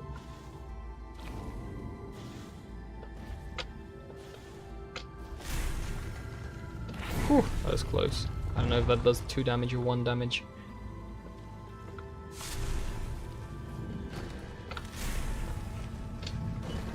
Okay, gotta admit, it's most definitely been a source of many frustrations for me. It's like, you know, you have to understand that, you know, I am but a guy. I am but a guy, and I have a brain. And you know, that brain is a machine that is limited in its capabilities. And so, for example, the harder I kind of commit to thinking about something at work, the harder problems I'm solving, the harder it is to think about other things later. So the less kind of capacity remains to process information. And I've also realized that once I'm kind of at capacity for information processing, I kind of lose interest. That's how it kind of manifests itself. It effectively, what happens is effectively you know, I notice, oh, I just suddenly don't want to do anything anymore, and that's usually a sign of, it's still pretty hard for me to not beat myself up over that, because you know, it effectively also looks like laziness, but I think I've got to understand and accept that there's just a certain limit to how much information I can process, and sometimes I just reach that limit, and then there's not really any better way to solve it than to take a little time to just do nothing, like literally nothing, not even, don't think, don't put something on, just, you know, lay down and let your brain process all of the things that are kind of like, you know, mixed in there and bouncing around. Let that kind of calm down and and just kind of then maybe if I'm lucky I get to do a bit more thinking later in the day, but not necessarily. Depends on, you know, just how exhausted I am. It depends.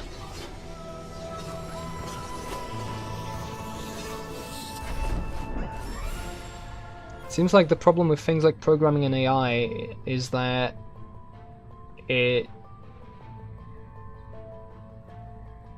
gapped? I'm not sure what word was supposed to be there. Had enough time. Has had enough time, perhaps? Not sure, but to create the abstractions you are talking about. Well, that is why AI is effective.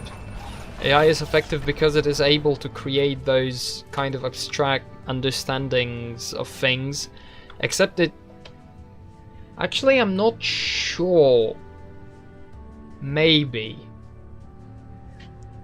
I'm not sure if you could call what AI is doing abstract, necessarily. Because abstraction is pre-human. As in, abstraction is pre-suited to how the human mind kind of works. And I guess that AI is designed by, you know, kind of copying the brain and neurons and whatnot. Hasn't had enough time.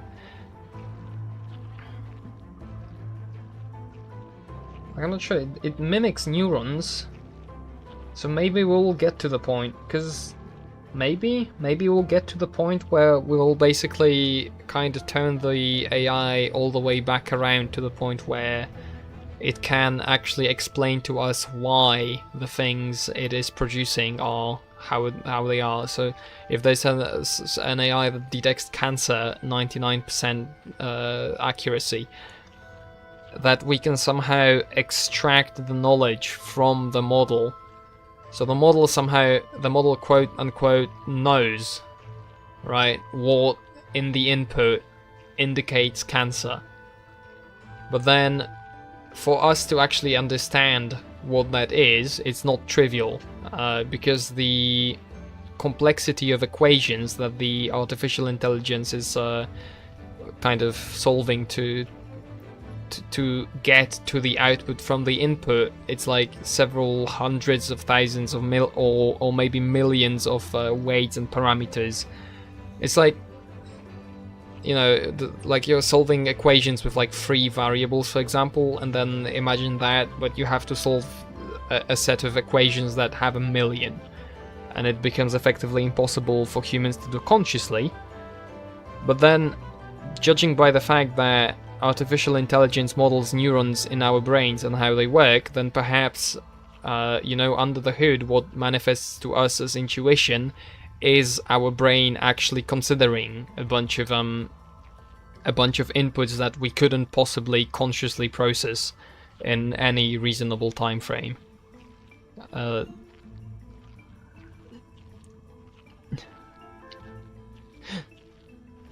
Keeping track of complex data is why I like how Don thinks so much. Yeah, man's an encyclopedia, plus he understands, plus he also understands all of it, seems like. I like poking Don around for answers, and like just, you know, the On Topic Autism channel is one of my favorite things. Very fun. Have to go do a political thing. Ooh, spicy. Alright. See ya later. Or I suppose see ya now, because due to, you know,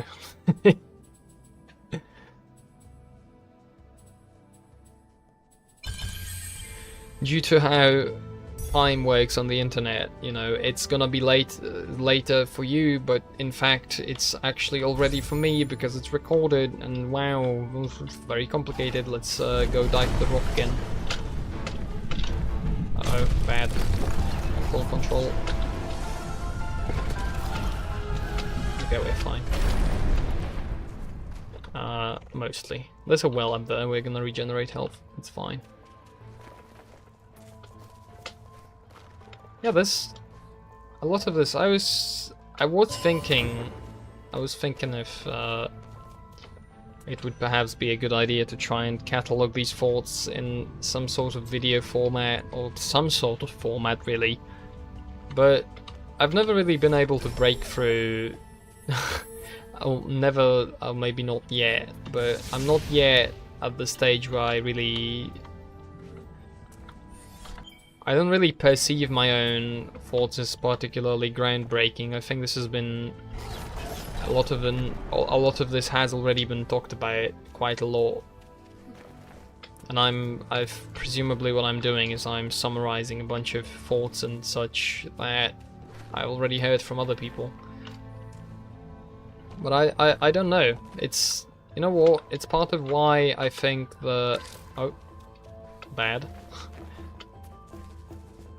It's part of why I despise the don't judge mindset of people, because it seems to me to be extraordinarily cruel to subject someone to living without, you know, without some sort of judgment from others, because what is judgment and feedback is effectively the same thing. Because if somebody gives you negative feedback, like, how is that different from judging you negatively? These things are intertwined, perhaps, maybe not the same literally, but intertwined together. And as such, I find myself on the radical other side. It's like, give me all the feedback you have for me, and I'm gonna make it my responsibility to kind of pass through it and you know, extract the information that I find important. And if it's, you know, if you are just someone on the internet yelling at me because you are mad, then I'll just discard it, and that's fine. But then maybe the thing you are yelling about has a kernel of truth inside, and I can...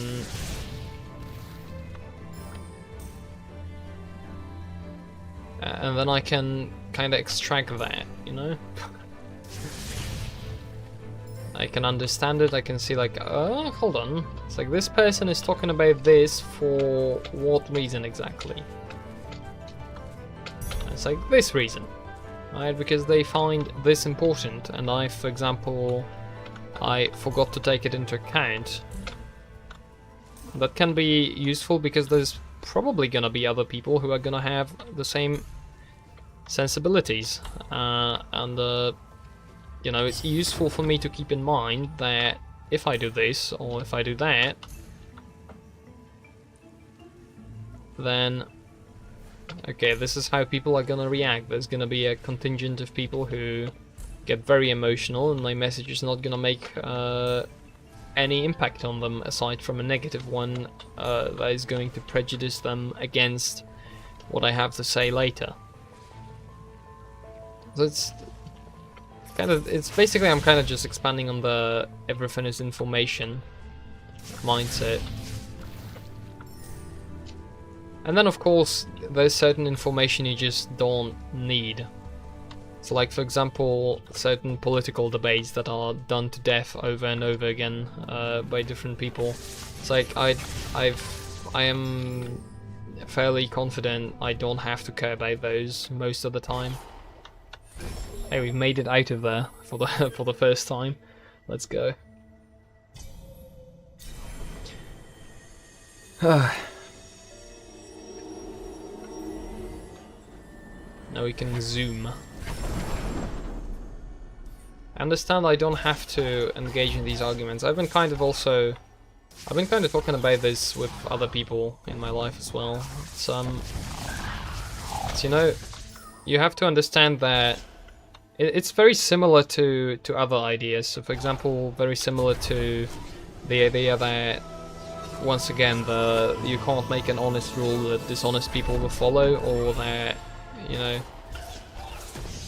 basically the idea that you can't really.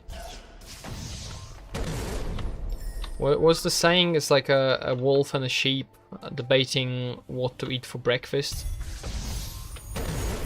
Something like that. It's that effectively you can't have an honest and intellectual and good faith debate with someone who doesn't share your value structure at all, who doesn't even value debate in the first place, especially. So, kind of with the idea of how you know, owning the owning the libs has become a kind of ironic meme, and people poke fun at it and laugh at, you know, an SJW owned compilation or whatever as an idea. It's because it's very clear that those things do not have the effect of winning politically. No matter how you slice it and look at it, it's very clear that that doesn't win people over to your side, really. And it's because you're trying to appeal to values that those people do not hold.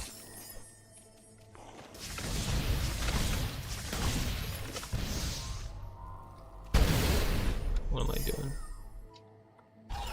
Yeah, because now the sequence is different, because I already have different. I have one more ability. It's also why I don't really believe the solution to any of these problems is gonna be a new political project. Because I think political projects are born from something. Like, political projects effectively come from people who believe in them, and then can, you know, can reasonably get engaged in implementing a solution to a problem they all see, and they get together and then, you know, they figure out how to influence the world in a direction that they would like it to see it go in.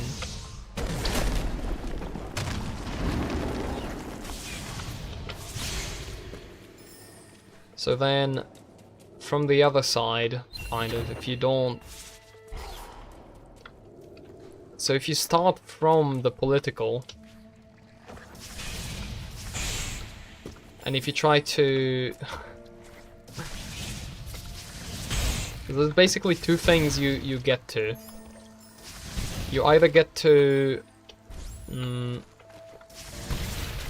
You get to something woefully ineffective, because the people, you know, instead of people who authentically believe, and therefore because they authentically believe they are creative in their approach to solving problems, you instead end up with people who you always need to tell what to do, because they cannot take the initiative, because they've really only been kind of sort of guilt-tripped into, you know, into being engaged.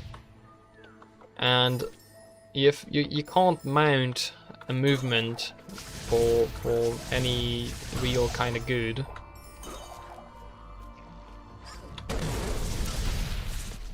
You can't really mount a movement for...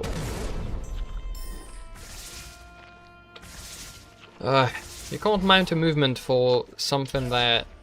You can't mount an effective movement on people who do not believe strongly of their own volition in things. It'll sooner, especially if you want the movement to be good, because, you know, you can probably a little bit of gunpoint probably can go a long way. But if you wanna have a movement that is good and that is genuinely, you know, a win-win setup for the people that engage with it, then it must be done voluntarily. Like, people must understand and accept it, because that is what is required to be effective. You can only have limited use for people who kind of just do what they are told, because as soon as there's any kind of... As soon as anything is slightly different from training, you are gonna run into massive issues with those people.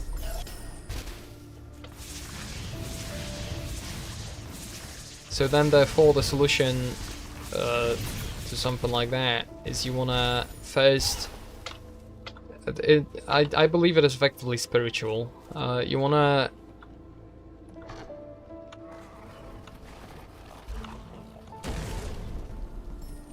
You wanna get people to believe first, effectively. You wanna... You know, I'm Christian, so I'll go from this direction, because I apply this to Christianity. It's, you wanna make sure people... Because a lot of people have been kind of... have some kind of run-in with faith at one point or another. But I don't believe a lot of them understand what faith is and why it applies to life. I believe this absolutely goes for a lot of even churchgoers and people who you would normally call, you know, believers or something like that. Is a lot of work to be done for all of those people to understand that.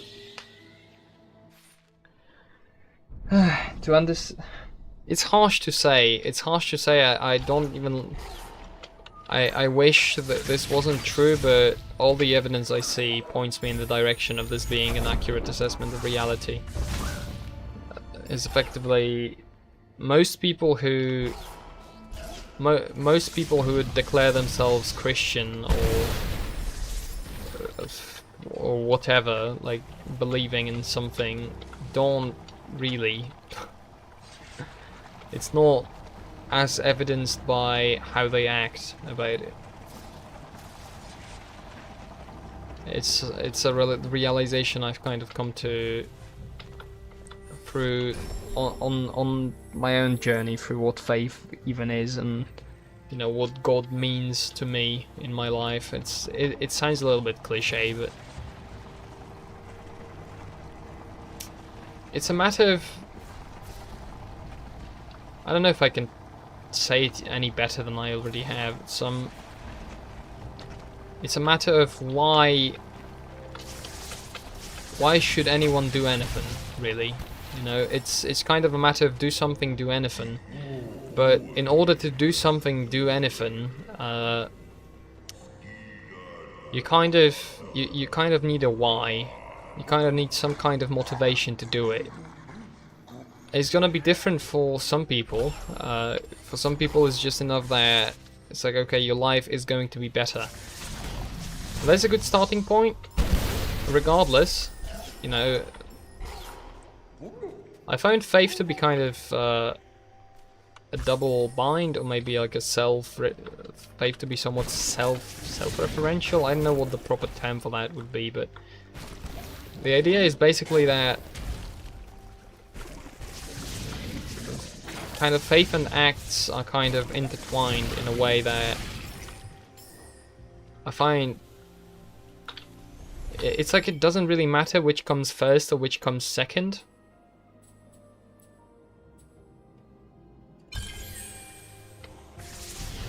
It's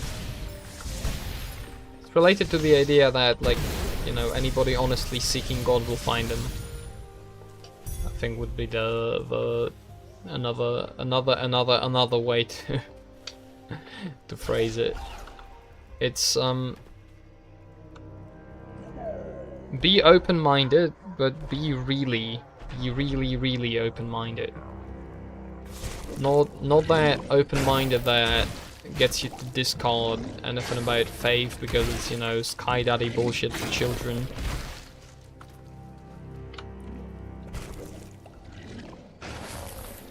Truly, you know, truly ask questions, truly look for answers, and effectively the question that to me is the most about this is, I should stop dying to this because that's stupid as hell. Let's go one hit kill section. I don't know, I don't really have it. I'm kind of trying to say that, thinking that maybe perhaps there's someone at some point who's going to be listening to all of this for some reason, and maybe with a mind open enough to actually think of that. Because I think it's at very first and very basic, and at basically, if there's one thing I wanna get through, and there's of course a lot of things that kind of go together, and I would like to get to them, but it's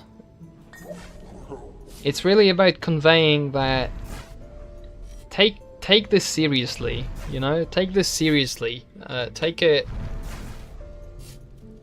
truly do like truly and honestly think about these, and think about these not because I told you to in any way, or not because, you know, oh, some guy on the internet told me this is important, but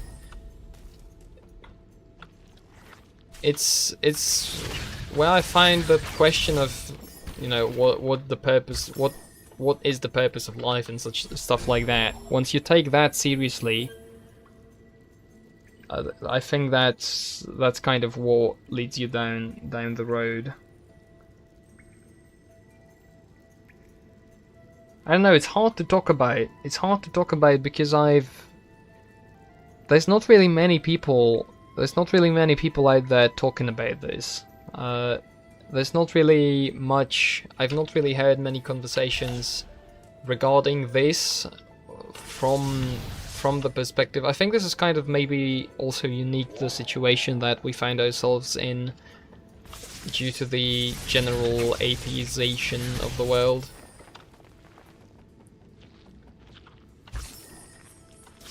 Not really sure. Faith is no longer en vogue, I guess. And maybe it's also because the definitions of words and how people think about things have changed drastically, and a lot of the things that were clear, that once were clear, no longer qualify as clear, because we use the same words to mean different things.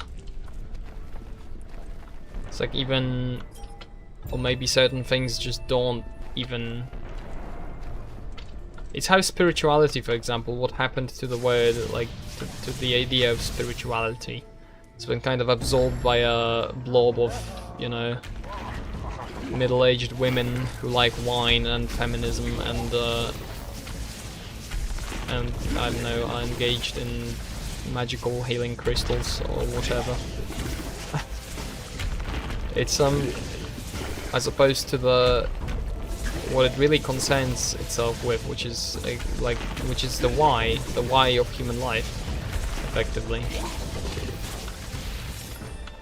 Which is also tremendously important, because the why is what forms the goal, and what forms the goal is what forms the circumstances, the solutions, what forms civilization, effectively. So, you know, anyone who enjoys the product of the civilization but discards the spirituality behind it, discards the reason for why it all actually exists, which I'd say dooms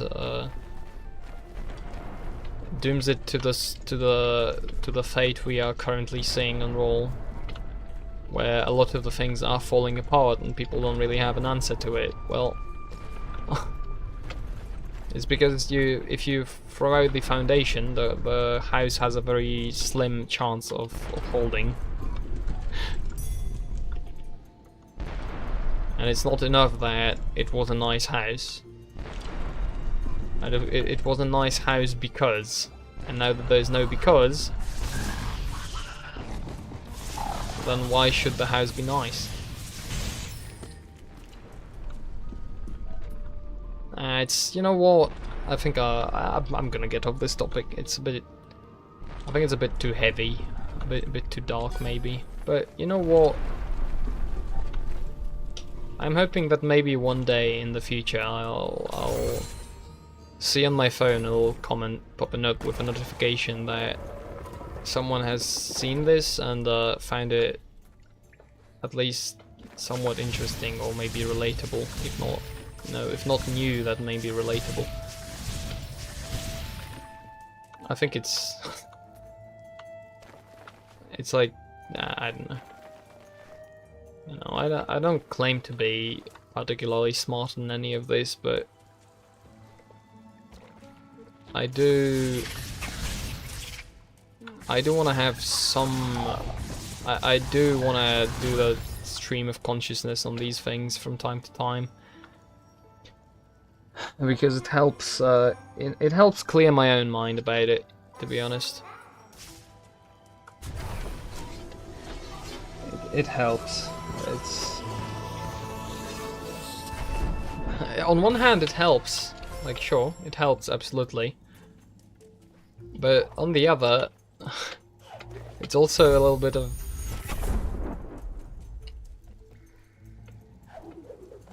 it's interesting. It's interesting because it also has a little bit of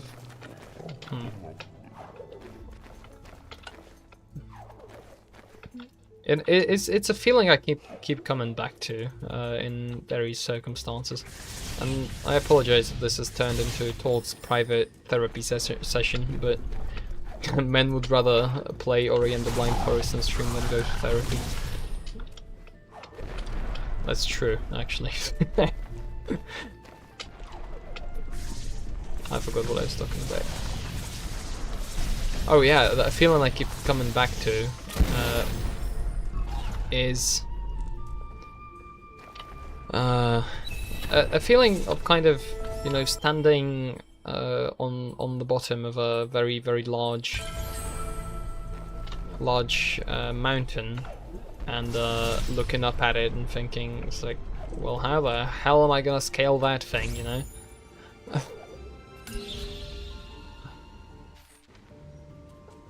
That's kind of the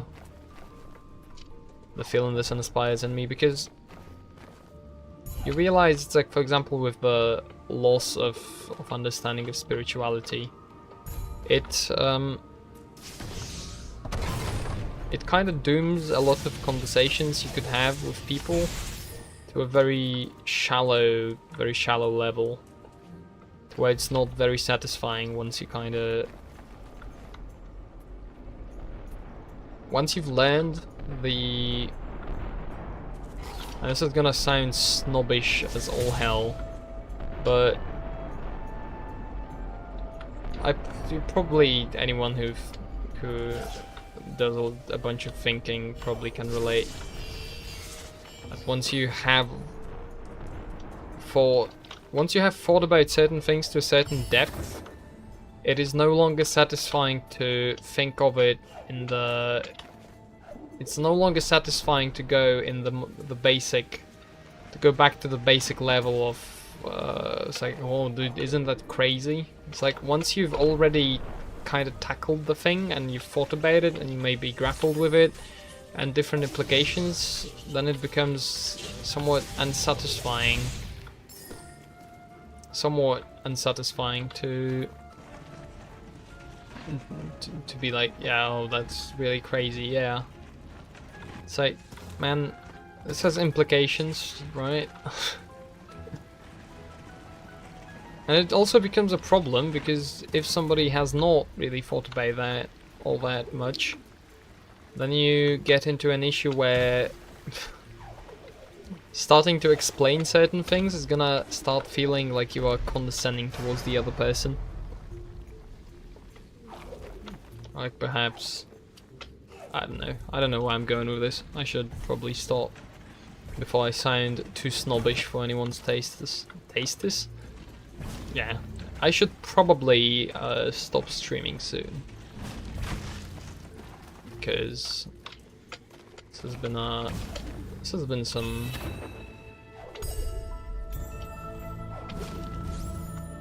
a stream and a half. I've done a lot of talking about things. I think I'm gonna give this a listen back. I think I'm gonna listen back to this and try and see if I made any sense, and maybe if I can extract some of these thoughts into something. Maybe, you know, form them out, get them out. I don't know, because that's another thing about the kind of, you know, lack of feedback. Is it's hard to know from just your own experience. It's hard to know what actually is useful and fresh to people, because your own thoughts are very rarely fresh to you. You've already spent a bunch of time on them.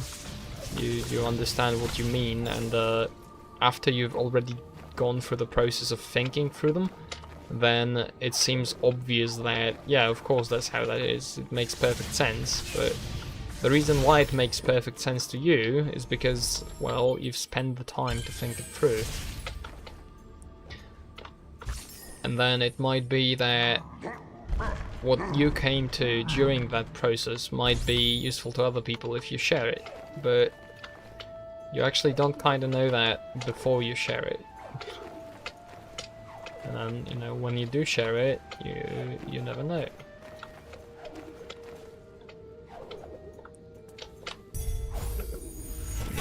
You don't really know what is gonna be useful to people and what isn't.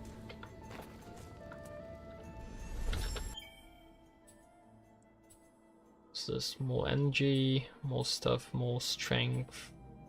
That's 2 ability points. Charge flame efficiency. I already have double jump, so I would need this.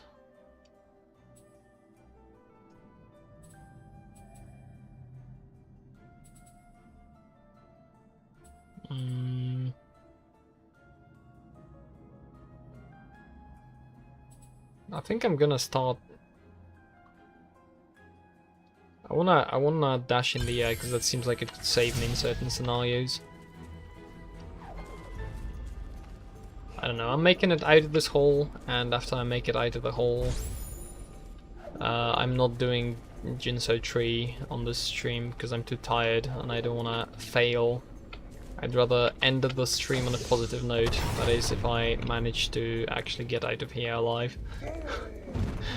You know, multiple things could happen. I do have a lot of health though. I've more than usual, I'd say. Okay, well, now we are saving up 2 ability points. Oh man. I feel a little bit lightheaded, honestly, after all of that talking. I do wonder if it was coherent. I hope some of it was.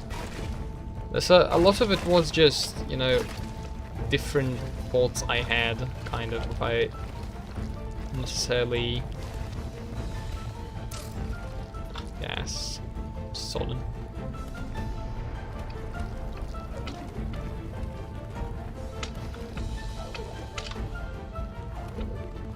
A lot of it is just different, you know, different kind of thoughts that are keep coming back to me in some way, shape or form.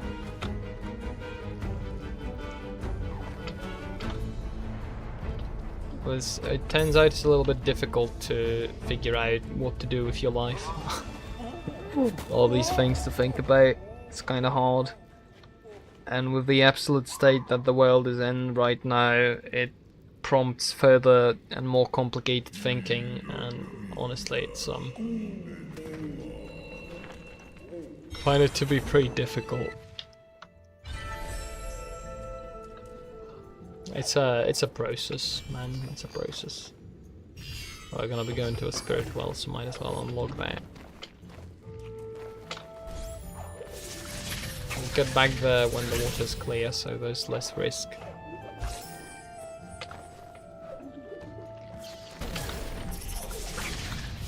Well, anyway. I'd frankly be down to talking about this stuff with basically anyone at any point. So if you have some, you know, if you have some thoughts back about this stuff, then I'm absolutely open to talking about that. Uh-oh. Bad. Hold on. No, we're gonna regenerate health. I'm gonna get that point. Because basically free when you're not stupid like I just was. Now we're also gonna go up and get that, and then we're gonna teleport away. You can, yeah, I remembered you can do this. And then with a swift jump back, you get back. Wonderful. Wunderbar! Okay, and then you get this little guy as well, and to the left is the one-hit kill laser, so we're gonna let ourselves not care about that. We're gonna teleport out. Let's do that. We go to this.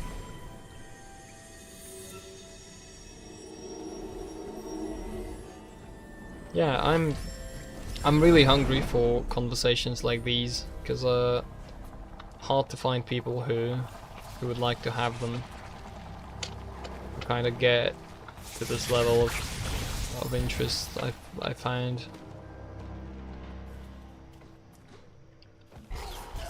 I kind of get it, because it is somewhat uncomfortable too.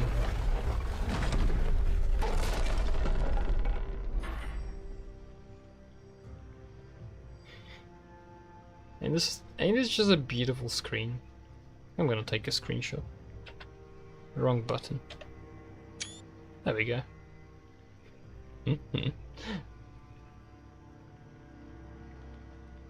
Isn't this pretty? Yeah, this game, man, would absolutely recommend. If you don't want just a beautiful, if you want just a beautiful experience, then absolutely go for this. This is wonderful. All right. I think this is gonna be about it for this. Had a lot of big funks this time around. Hopefully it's been somewhat alright. I don't know. Hi me from whatever time I decide to watch this back. We'll see. We'll see if anything comes of that. You know.